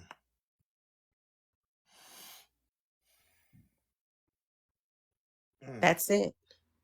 So, like, here's the thing, right? You know the peace flag, and then you have well, they call it the war flag, right? Hmm. Think about the colors that are on it, right? They say, to me, this is the way I interpret it. Red is blood. Red is blood. White to me is peace, the peace flag, right? You wave a white flag, you want peace. And then on the war flag, they put blue, and blue is for commerce, isn't it? Hmm. And then you see the police. Remember when the police had the cars? It used to be red and blue lights on it. Now it's only blue lights on it. The boys in blue. The thin blue line. It's all commerce now.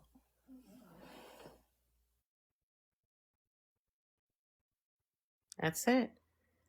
Your courts are banking institutions. That's all. Banking institutions. When you understand trust, you will understand the position that the state court judge actually plays as trustee. You will understand this. It's always my humble pleasure, guys. You will understand it. But again, stop chasing processes. Know thyself. Foundation. Know thyself.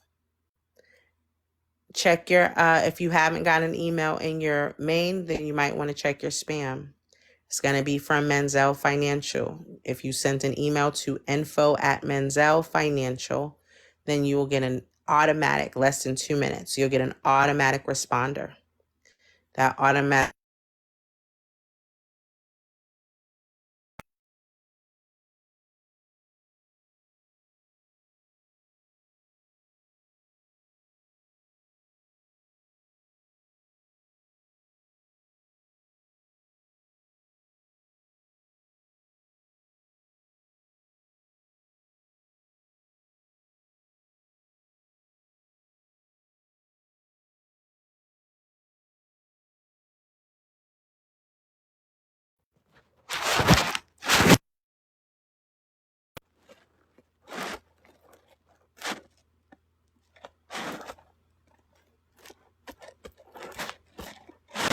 Sorry about that, guys. But you'll get an automatic responder. So you definitely it comes right away. It'll be from Menzel Financial.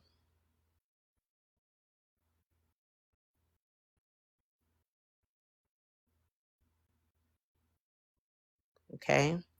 But again, it's super, super important to know thyself. And I can't stress this enough. Do not process chase. If you are out there and you're going from this what this person says to that person says, and all you're doing is process chasing, you're going to dig yourself a really nasty hole to climb out of. A really nasty hole to climb out of. Okay? Know thyself. You're going to know thyself by knowing the history behind why you are where you are right now. Because that is going to tell you who they tried to tell you you are. So therefore, you know who you are not. And by knowing who you are not, you will begin to know thyself. Once you've gotten to that component, the next step in it is going to be to learn their foundation. The foundation is everything trust. Everything trust, guys. That's why I said I'm not here to promote it, but that's why I said trust. I can tell you off the bat, for me, going to college and starting to learn about trust, that was one of the hardest subjects for me. So I know that it's hard for many people as to why I've been able in all these years to be able to break it down and make it more sense, because it can get very confusing.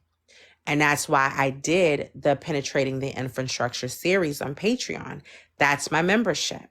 So if you don't already have the membership, then that's what you want to definitely do. It's $44 a month. That's what you want to do. Yes, you make a trust every day because that's the foundation. But when you understand their foundation, now you know how to create your own foundation. And when you understand their foundation, now you can start the process. When you got who you are by knowing thyself, and you understand the history of how you got to where you are right now, and then you understand their foundation of trust, now you know how to claim back your estate. Now you know how to be reborn. Reborn. And I promise you, once you know those things, anything that somebody is out here saying, you're going to know whether or not they're telling the truth or blowing fairy dust up your behind. Foundation. That's it. Like I'm supposed to, honey. I'm supposed to go live with this guy whose brother is in jail, and I spoke with him last night, and I was trying to give him the foundation, but he just keeps going. He kept going back to the attorney did this and the judge did that, and I was like, I don't think you're gonna find any Rebany, but that's like it's hard. It's hard, it's hard because you gotta weed through the agents. You know, the agents keep possessing everyone around you. You know, Well, maxims of equity, right? Section 2, Part 2, right? There is no wrong if remedy is not given. So due process is there has to be remedy. The problem is that people don't know where to look for their remedy. And then they place themselves in the wrong jurisdiction. So it goes back, see how it's going to come right back to trust? Because as a living man or woman, right? If you're going to go into a court, which court should you be in? venue. Hmm? That breaks down to the venue, right? Venue is jurisdiction, but which one should you be in? A judicial constitutional court when back And that's that would be a northern or southern federal court. You see where I'm coming from? not the state court. Not a state court. State is commerce. Statutory court. I was reading through That is this. commerce. That is about fiction. I was Your remedy as a natural living man or woman, okay, is going to be found in federal court. If you look it up right now, this is why I tell people, y'all go into court and y'all start talking about your rights, your U.S. constitutional rights. That does not uphold in state court. They have a right to restrict it because you are in a different jurisdiction. You are in statutory, you are in commerce. You are marrying yourself to the fictitious entity. There is no separation. honey, let me say something right quick. I don't mean to break your flow or anything. You're Because I was reading through because I'm in Georgia and I was reading through the Georgia the official compiled Georgia annotated codes, right? And I was just clicking through the courts section. I don't remember which article it was. But I mean, I was just surprised how many times I saw the word driver's license just clicking through there. Go through your state's code, and just go through the courts section because it goes through magistrate courts, it goes through state courts, it goes through county, or the state court of whatever county. It goes through all of them. And especially in the state court section, you should see how many times driver's license comes up, reconnaissance bonds, all that stuff. The bonds, everything is in there. And I just spent like maybe 30 minutes reading through it, and I had to like throw up. now I'm gonna give you something that's gonna probably be like to your mind, right? Do you know why that is? Because LSD, right? See Hazel put up there as well, right? That judges have bonds. Well, I'm gonna tell you why these people have bonds and why you have the driver's license, right? because a trustee is required to have a surety bond for the amount of the estate in which they are managing. The whole estate? For the estate of which they're managing, right? So they have to have a surety bond. So when you're signing documents as surety, you are becoming the surety bond to pay said debts. This is why you guys have to understand it's going back here. So when you are dealing with these in particular, right? Why is it that a financial institution, has access to the US Treasury?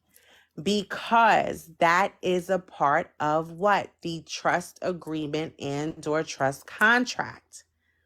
You see? This is why, and if you read the instructions or in some of the forms that you guys are filling out, especially dealing with a 1099 A, B, or C, okay? This is now where you understand what classifies something as a financial institution. What are the powers of a financial institution? You hear how everything is being placed in a question? Because that's what you guys should be doing. Asking questions. Are you guys understanding that? You want to know why you're only finding what you're finding? Because what you are doing in this moment is a process. You still don't understand the trust aspect, because if you understood it, then you will know exactly where you could find it. Because a bond becomes a security. Who governs securities? The trustee. The trustee administers securities. Who governs securities?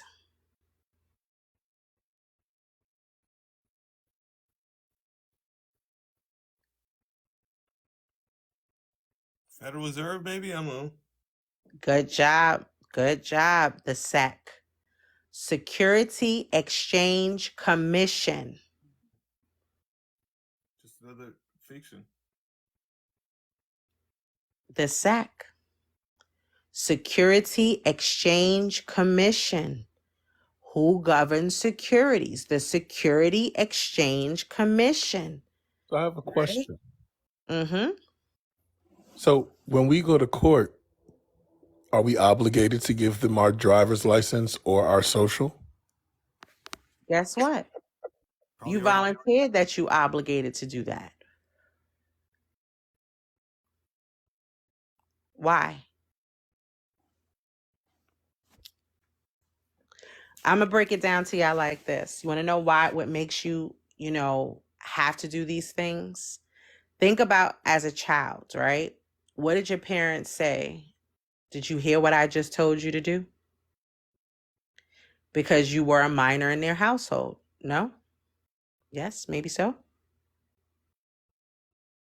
Right. Correct. Right? So as a minor, you had to do whatever your guardian told you to do. Yes?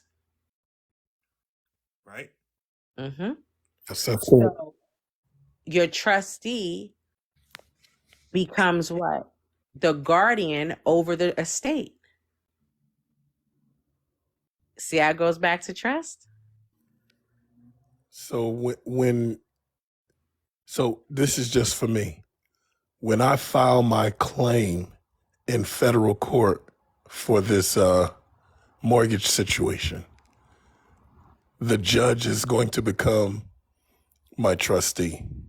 Yep, but you also now when you do federal court, you want to understand federal rules and civil procedures, okay? Because federal court is a totally different ballgame. So please keep that in mind. I But have here's the that book. benefit. Yes. Here's the benefit that you have in federal court. Uh-huh. You have the ability to use the Bible Yes, ma'am. in everything that you state. Now, you can decide to do things on a private side in federal court, where that's in the judge's chambers, or you can do it on a public side in federal court. The choice is yours. Remember, everything starts out private, okay? And we volunteer to make it public. So keep that in complete mind. But here's the thing. I'm going to tell you, I'm not into entering the courts at all because I operate in private. That's why it says settlement queen. So I'm going to give you this. But when I tell you this, I'm not going to answer any questions about it. Because before you can get to that level, I want to make sure you got the first two steps in order, right? Which is you need to learn what you are doing. That's the first thing I'm going to give you.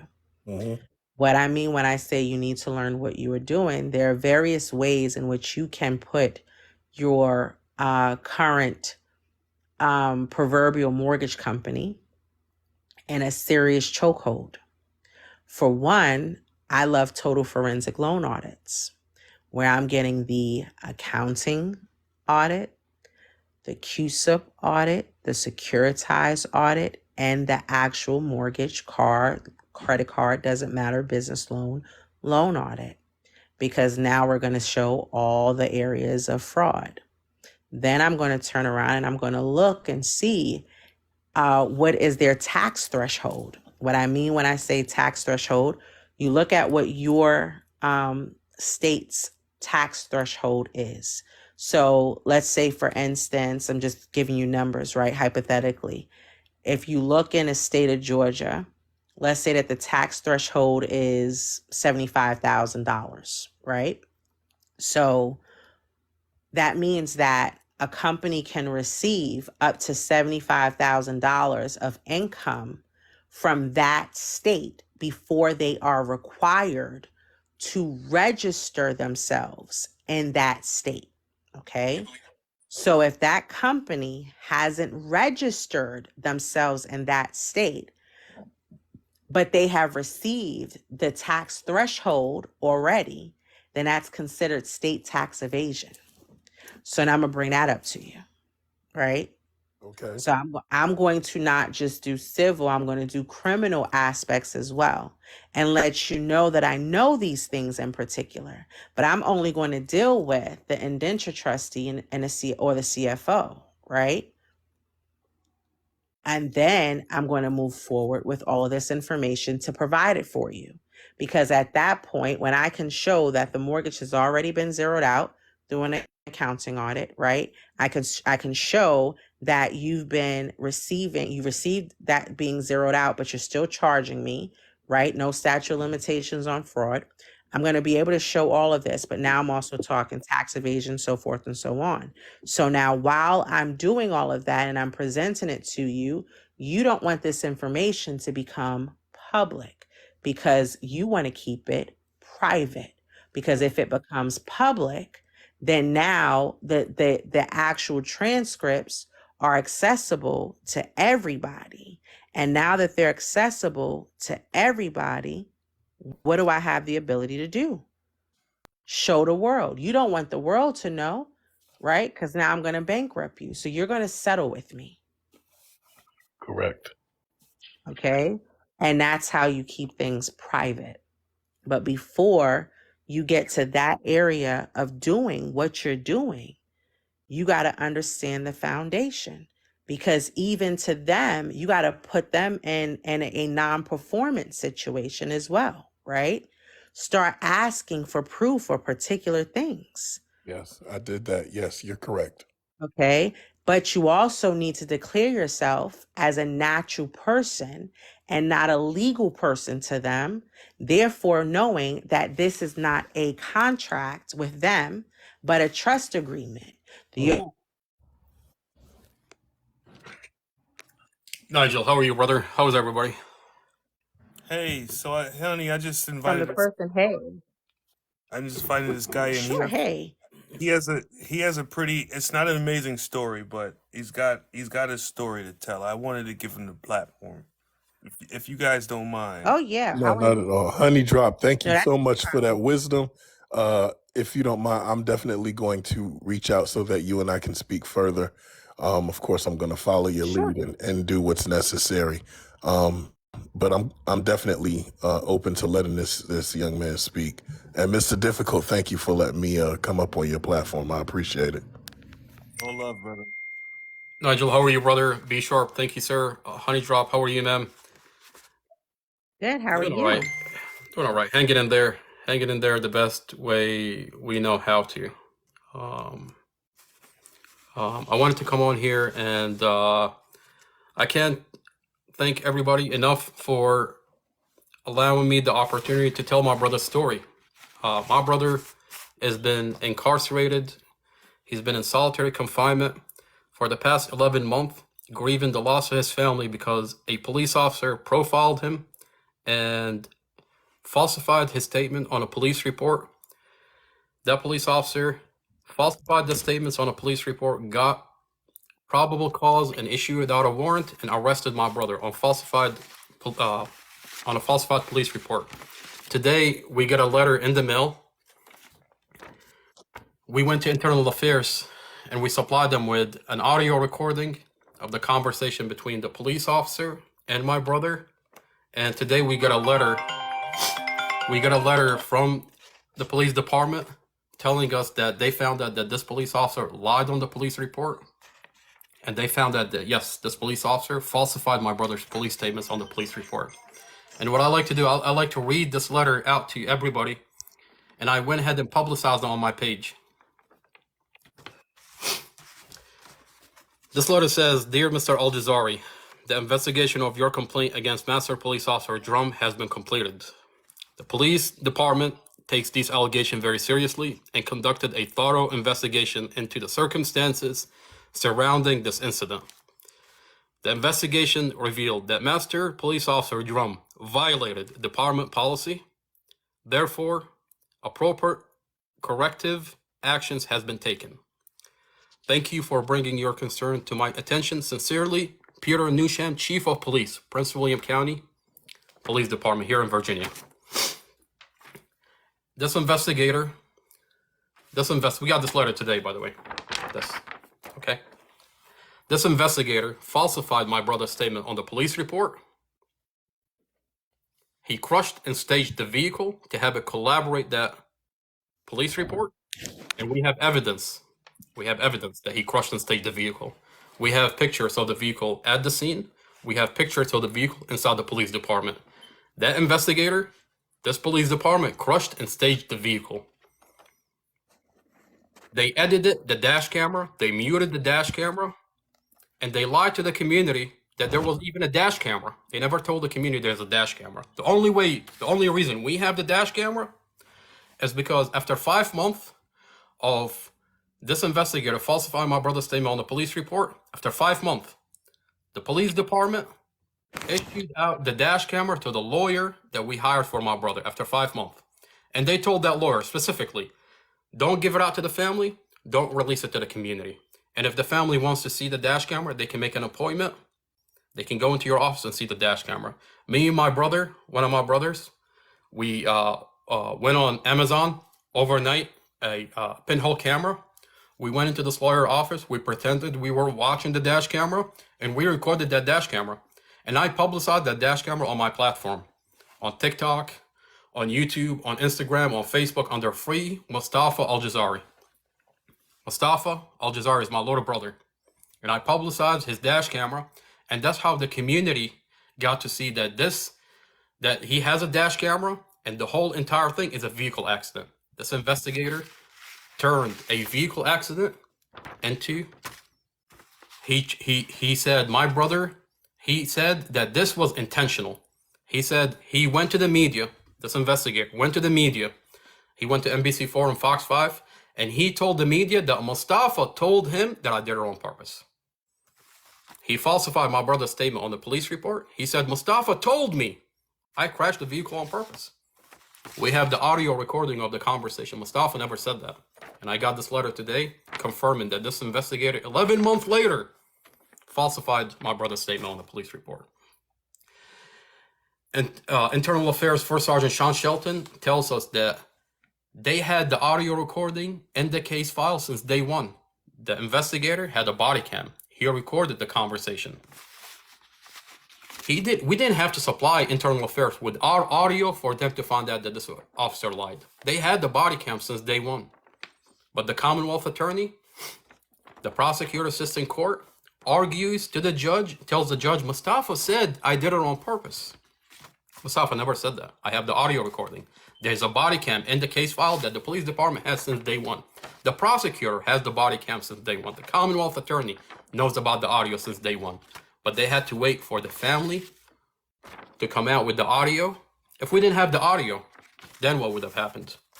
Okay, they would have lied on my brother. You think I got this letter because the police department is doing the right thing, wants to do the right thing? No, because I have the recording between the officer and my brother. It's a phone call conversation.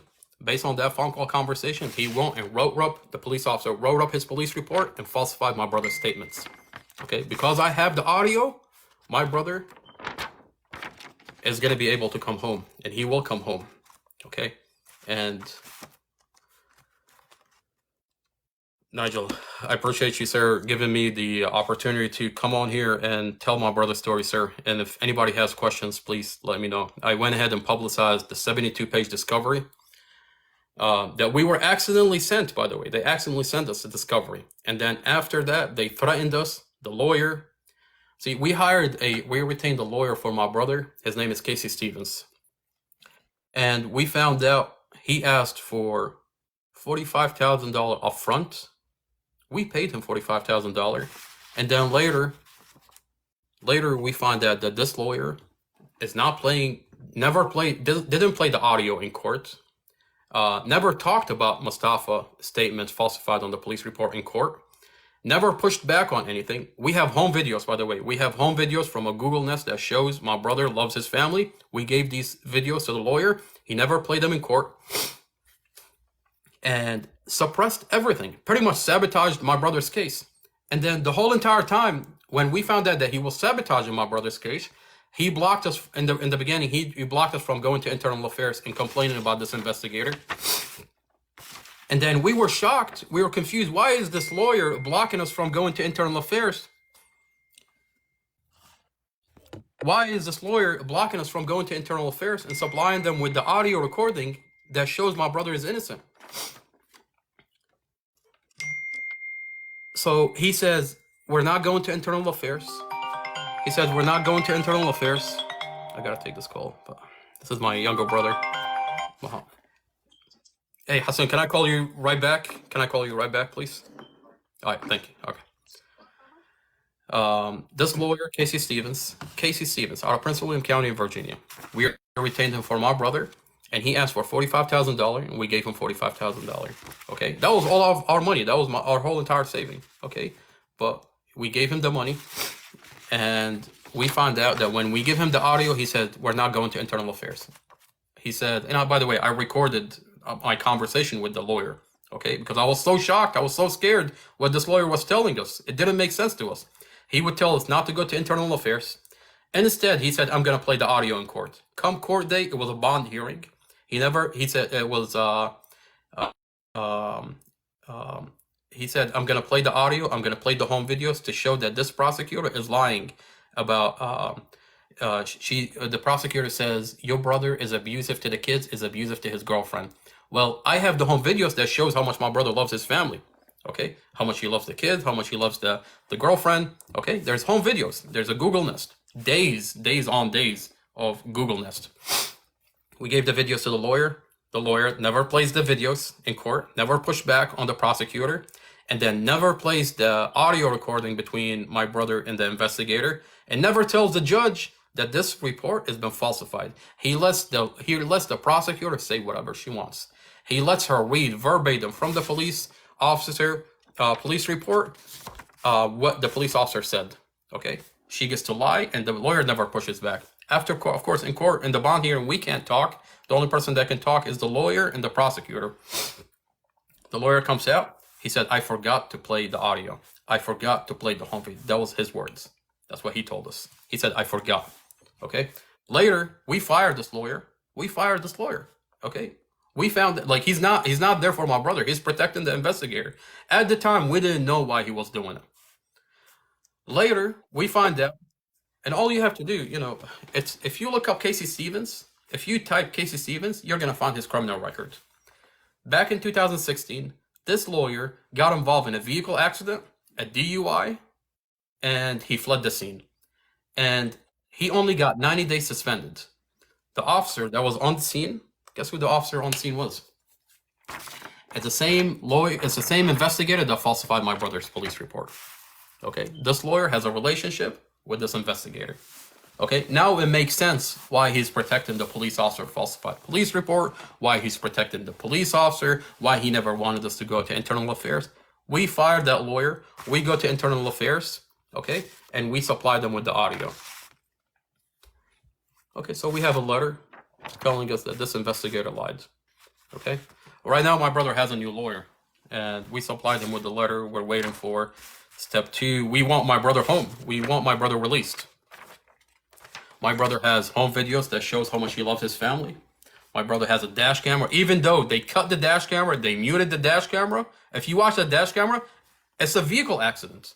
The investigator is saying that Mustafa was arguing with his girlfriend inside the vehicle and he slammed into oncoming traffic. You watch the dash camera, there was no argument inside the vehicle. You watch the dash camera, a vehicle cuts him off. You read the police report, you find out that my brother tells the investigator that I hit the brake, that I slam on the brake, that I hit the brake, the vehicle wouldn't stop. A vehicle cut him off. He can't get back into traffic. He hits the brake. There is no brake. The police department inspected the vehicle and they found out that the back caliper doesn't work. The vehicle didn't have brake, and the computer inside the vehicle shows that my brother's foot was on the brake the whole entire time trying to stop the vehicle. Fortuna Drive has a unique road where when it ends, you're going to be in oncoming traffic. If you watch the dash camera, my brother avoids the first vehicle, he avoids the second vehicle, and the camera cuts off before impact. The police department cuts the camera, okay? The insurance reconstructed the accident, and they found out that my brother cleared the SUV. He cleared the SUV, and the SUV T-boned him. But the investigator is trying to say that my brother intentionally drove into oncoming traffic. He changes my brother's statements on the police report. He crushes and stages the vehicle, and he cuts the camera. And he thought he can get away with it. The insurance reconstructionists, they found out that my brother cleared the vehicle, and his vehicle was T-boned. Hey, Yes, sir. Ammar, let me ask you this. Let me ask you this to back up to what you was telling me on what started all of this Yes, sir. with the police and the house. Yeah.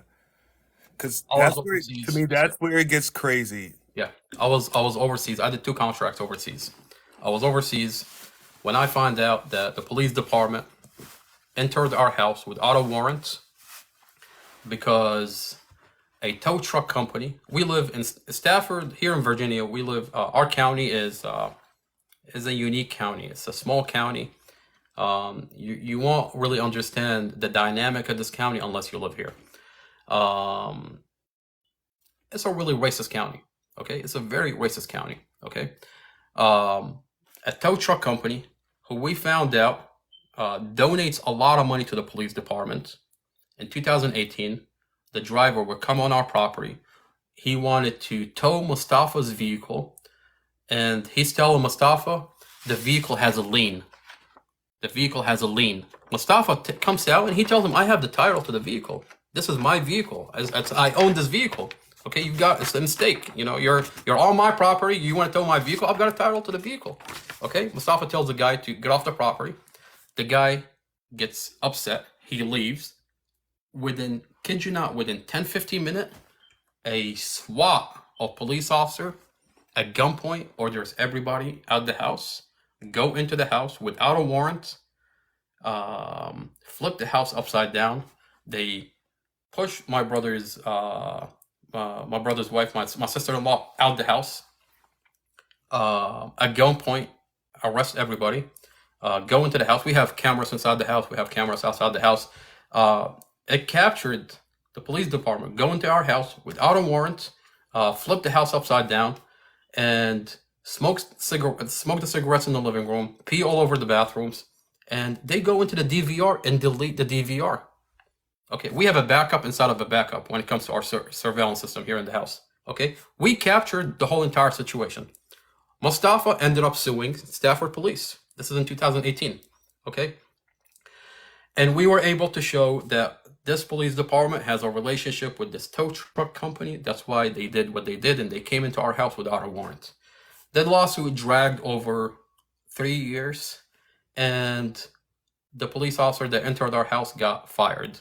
And the police department was supposed to settle for a certain amount, and it was back and forth. You know, they haven't settled on a certain amount to pay us. But the accident happened, everything now is in a limbo. Okay? They've been profiling my brother since 2018. If you look up Mustafa's, if you look up his name, record, you're gonna see that Mustafa had a lot of interaction with the police since 2018. Okay? But there are no convictions. Okay? We're pulling the body cams from every police interaction that Mustafa has, and you're going to see that he's being profiled. He's been profiled since 2018 because he sued Stafford County and won that lawsuit. Okay? I have a video that I posted on my page. A police officer would pull Mustafa over, supposedly for a broken taillight, but there is no broken taillight. They just pull him over just to harass him. A police officer would come from the driver's side. It's on video. This is captured on video. Okay, it's one thing if I were to sit here and tell you about it. It's another thing when it's captured on video. A police officer would come from the driver's side, and a police officer would enter the Mustafa's vehicle from the passenger side. The police officer from the driver's side, his name is Officer Taylor. He's been harassing my brother for a long time. He's been profiling my brother. And they keep promoting this officer. The more he profiles my brother, the more they promote him. Officer Taylor goes from the driver's side, tells the officer from the passenger side, "Do you know these guys?" The other officer from the passenger side is like, "No, I don't know them. They sound like a bunch of assholes." Officer Taylor tells him they're the Al Jazaris. They live off of Onville Road. They're being watched. This is on camera. This is on video. This is on video. I have it. I posted it for the world to see what they've been doing to my brother. Why are you watching my brother? Why are you profiling my brother? Yes, I get it, because we sued the Stafford County and we won a lawsuit. Okay? A Mustafa sued the police and won a lawsuit. Okay? I guess in this country you can't get away with being a Mustafa and suing the police. Okay? And my brother got in a vehicle accident. My brother was helicoptered. My brother lost his family inside that vehicle accident. And on April 5th, my brother got in a vehicle accident. My brother lost his family inside that vehicle. My brother was helicoptered to the hospital. My brother was in a coma. Okay? And they took advantage of my brother. They thought they can falsify my brother's statements on the police report. They thought they can crush his vehicle. They thought they can hide his dash camera. If my brother didn't have a family, my brother would have been silenced a long time ago. We went to Internal Affairs to supply them with the evidence that this police officer falsified my brother's police report. This is May 24. A group of correctional officers would go into my brother's cell, handcuff him behind his back, strip him naked, beat him up unconscious, and they essay my brother inside the jail to retaliate against us going to Internal Affairs. Okay? We have evidence.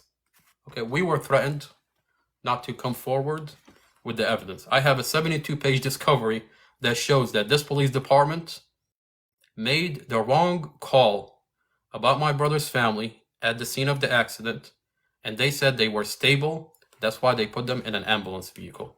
They should have helicoptered my brother's family. Because they didn't helicopter them, their condition was critical. If they had helicoptered them, they would have been alive today.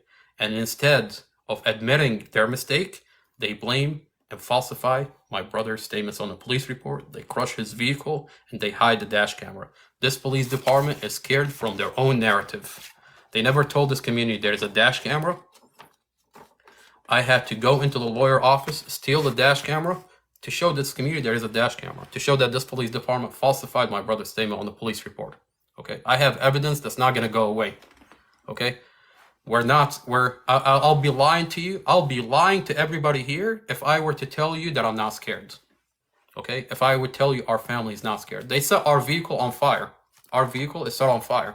Okay? Threats were made by correctional officers that if we were to take my brother to the hospital, if we were to go through the court motion that my brother needs to be seen in the hospital, they were gonna. They described 2 days before our vehicle set on fire. They described the color of our door. They went to my brother, correctional officer, the same correctional officer that beat my brother, correctional officer Suda, correctional officer Malinsky, correctional officer Tipton, correctional officer Daniel, correctional officer Gross. They went up to my brother and they told him, we know your home address. We know your home address. We know the color of your door. We know the color of your car. We know the color of the mailboxes and how many mailboxes you have in front of your house. Okay? And we're gonna do things to your sister. We were gonna do things to your mom. We were gonna do things to your family. Okay, 2 days before our vehicle is set on fire. Okay, my family on Friday was gonna take the SUV, and my sister didn't feel good on the last minute, so my family decided to take the smaller vehicle. And my little brother was gonna go there later, like go to court and drive the SUV. He pulled into a gas station. When he came out of the gas station, there was Prince William County police just in the parking lot and next to the vehicle. My brother didn't think anything of it. He got in the vehicle and he was driving to court. Next thing you know, that happens. The police department shows up. The fire department shows up. And there's no investigation by the police. There's no investigation by the fire department. They get that vehicle off the road so quick. And it's weird. The fire department, when she walks up to my brother, she's like, is your family in the vehicle? They took their time putting out that fire. They take the vehicle to the tow yard. We go to the tow yard the next day. And we're asking, is anybody investigating this? They said no one showed up. No one is investigating. And then the person that the tow truck driver happened to be, he used to be a firefighter, like before, and he said, I just want to let you know, this is not normal, because and he walked us through what he saw. He said, if you go under the vehicle, the fuel line is cut. This fuel line is cut, it's severed. The reason this vehicle is on fire, caught on fire, is because someone cut your fuel line and it drips into the hot exhaust when someone drives it. And it's consistent. This is someone intentionally did this. That's what the person at he used to be a firefighter, okay? And he said it's so odd to him that the fire department is not investigating, the police department is not investigating, okay? If my family would have been in that vehicle, you think I would have had time to get my niece out of that booster seat? So they threatened us, and I don't know what to say, but this is a letter that we got today, and I know my brother's coming home. But I'll tell you, this community is not safe. It's not safe even if you have a dash camera. Even if you have a dash camera in this community at Prince William County, Virginia, you're not safe. Okay? Because they're going to take your dash camera, they're going to cut it, they're going to lock you up, and if you don't have a family that's going to fight for you, you're going to be silenced. And they're doing it to a lot of people. They are. I mean, you were probably like the fourth person that has reached out to me, and I just got this capability to go live like this not too long ago, you know? And I have limited knowledge, you know.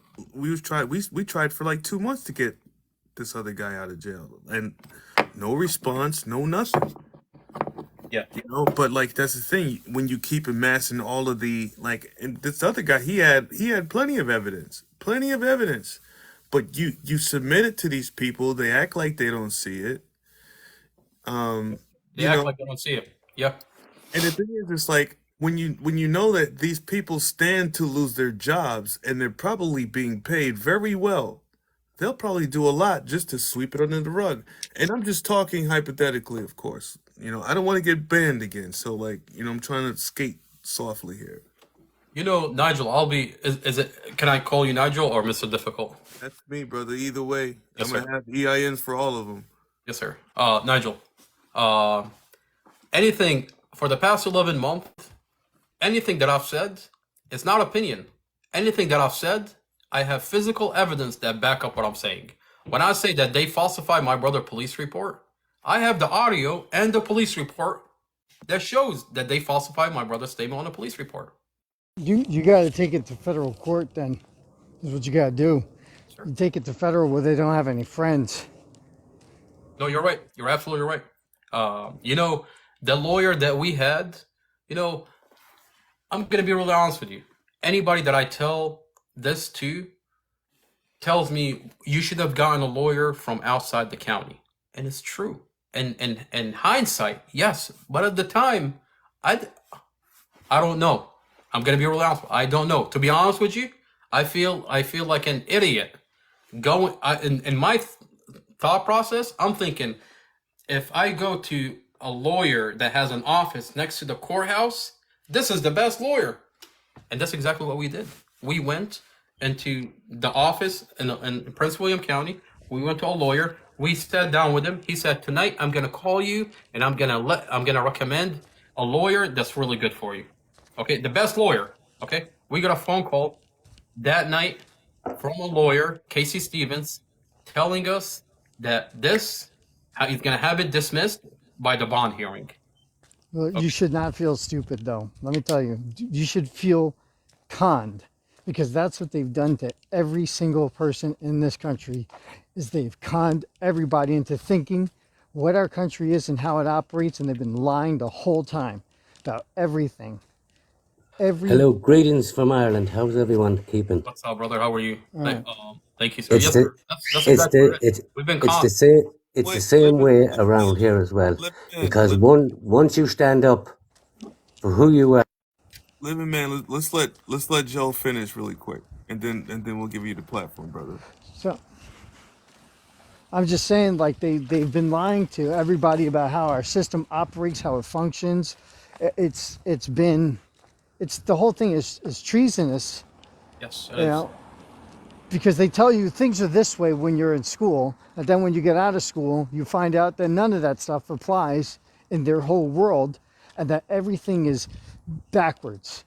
Black is white, white is black, up is down, left is right. It's like everything is so screwed up, right? All their terminology is deceptive. And if You know, they were upfront about that from the get-go, everyone would have much easier time dealing with the system how it is. But because everyone's lied to about how the system functions and the truth about it, you run into these situations like this. Right? I'll tell you one thing. When I went to that lawyer, when I went to the lawyer that we retained for my brother, Casey Stevens, paid him $45,000. Okay. Originally, I paid him 45, and then I paid him 5 afterward. Okay. When I went to that lawyer, me and my family went to that lawyer. We supplied him with the audio, the conversation between my brother and the investigator, and that lawyer flat out told me, he said, if you go to internal affairs, the prosecutor is gonna protect her police officer. That's a lot to take in. If you go see, into internal, I, it didn't make sense, because I'm like, there's no way the police officer is a liar. There is no way the prosecutor could be a liar too. At that time, I couldn't When I was comprehend in that. court, the prosecutor said, "Let me go speak to my police officer," and I yield. can I say something just for a sec? Yes, sir. You have to realize, right? They are all part of the bar. It's all a big game to them to rob the people of their wealth. You think they're there for you. They are for a certain extent, but they're not. They're all part of the bar. Yeah. It's sad. Everyone has to come off record and go in as the natural living man, as we are lawful living people. You And know, when we go into court, we're the beneficiaries of the trust, and we make the judge the trustee. And then we carry on and we ask our questions. Like I spent the whole day in court today. I got run out of court. I went in to help a friend of mine this morning, and because he couldn't answer questions, I answered him for him. And I got thrown out of court, never to come back again, barred for life. Did you ever hear anything like that in your lives? Oh, No, that's crazy. ridiculous. That's horrible. It's not supposed to work that way. Yeah. Excuse me? Wow. Just because I could answer the questions, and the lad that was with me, he was only learning the game. Because I was telling him what to say, I was put out, said never to come back here again. You were barred, and that was from a super. You know, when I first see, the thing is, I no longer blame our politicians. I no longer blame the agencies that we have to safeguard this community. The only thing that safeguards this community is the community itself. Is Yes. that when you get violated, I don't care how big or small that violation is. If you get violated by a police officer, a police department, and a government entity, if you stay quiet, you're complicit, even though you got violated. Because now what you've done is you've given them, they're gonna do it again, and it's gonna get worse. In 2018, I'll tell you why I say that. Okay. In 2018, when I got back from overseas, I did 2 contracts overseas. When I got back from overseas, I saw Mustafa and I saw my family get violated. They got violated, okay? The police department came into our house, profiled my family, went into our house without a warrant, violated my family. And guess what I did? Okay? I pretended nothing was happening. That's what I did, okay? I just got back. I cut my contract short overseas. I came back. I started a company for a Quantico Marine Base. And I was hiring military police officers, and I would train these military police officers, and I would have them serve their fellow Marines. And I pretended that this police department didn't do anything to my family. Okay? I put my head in the sand, and I pretended nothing was happening. Okay? And today it got worse. Okay, not only did they come into our house, but this is what they've done to my brother. Okay, it's gonna get worse. It's gonna get worse. Okay, if you think that you can just and I can't. And to be honest with you, it's people do get scared. People do get intimidated. People like to pretend nothing is happening. Okay, you're dealing with the police department. You're dealing with a government entity when they But I'm from my experience, it's only going to get worse. And you can't blame the governor. You can't blame the delegates. You can't blame anybody. You blame this community. This community, when it's what's happening to my brother Mustafa is going to happen again. It's going to happen again. What's going to stop? Mustafa gets violated today. He has a dash camera. He has home videos. He has evidence.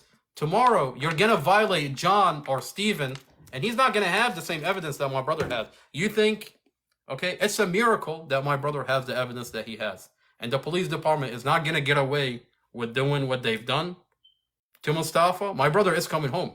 100% my brother is coming home. And these police officers are going to be held accountable, okay? Because we chose to come forward. We chose, even though we got threatened, even though we're scared.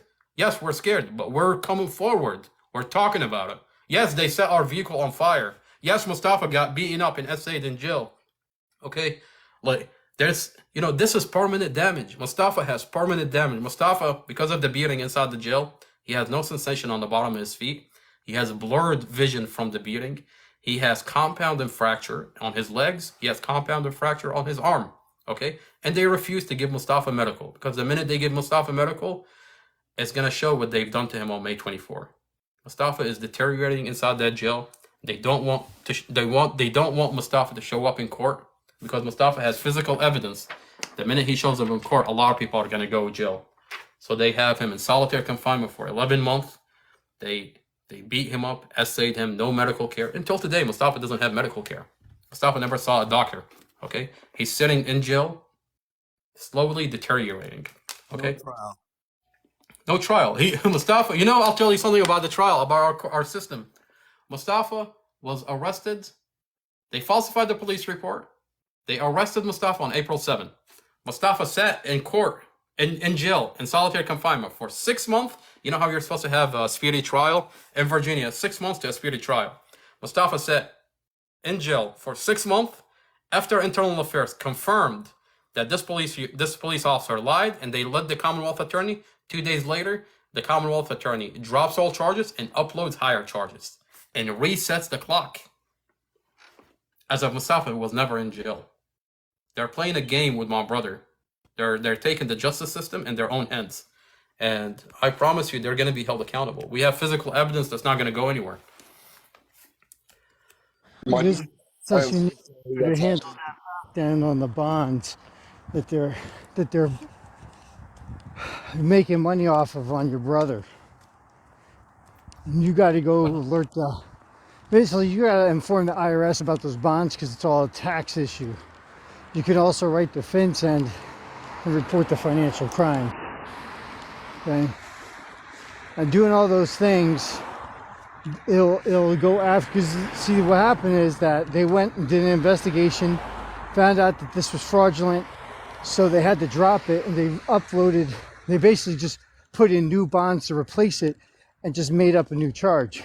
My brother is on the phone from jail. I'm going to have him talk to everybody directly. Nice. Oh my God. Hey, Mustafa, can you hear me? Hello? Hey, Hassan, can you hear me? No, I thought he called you.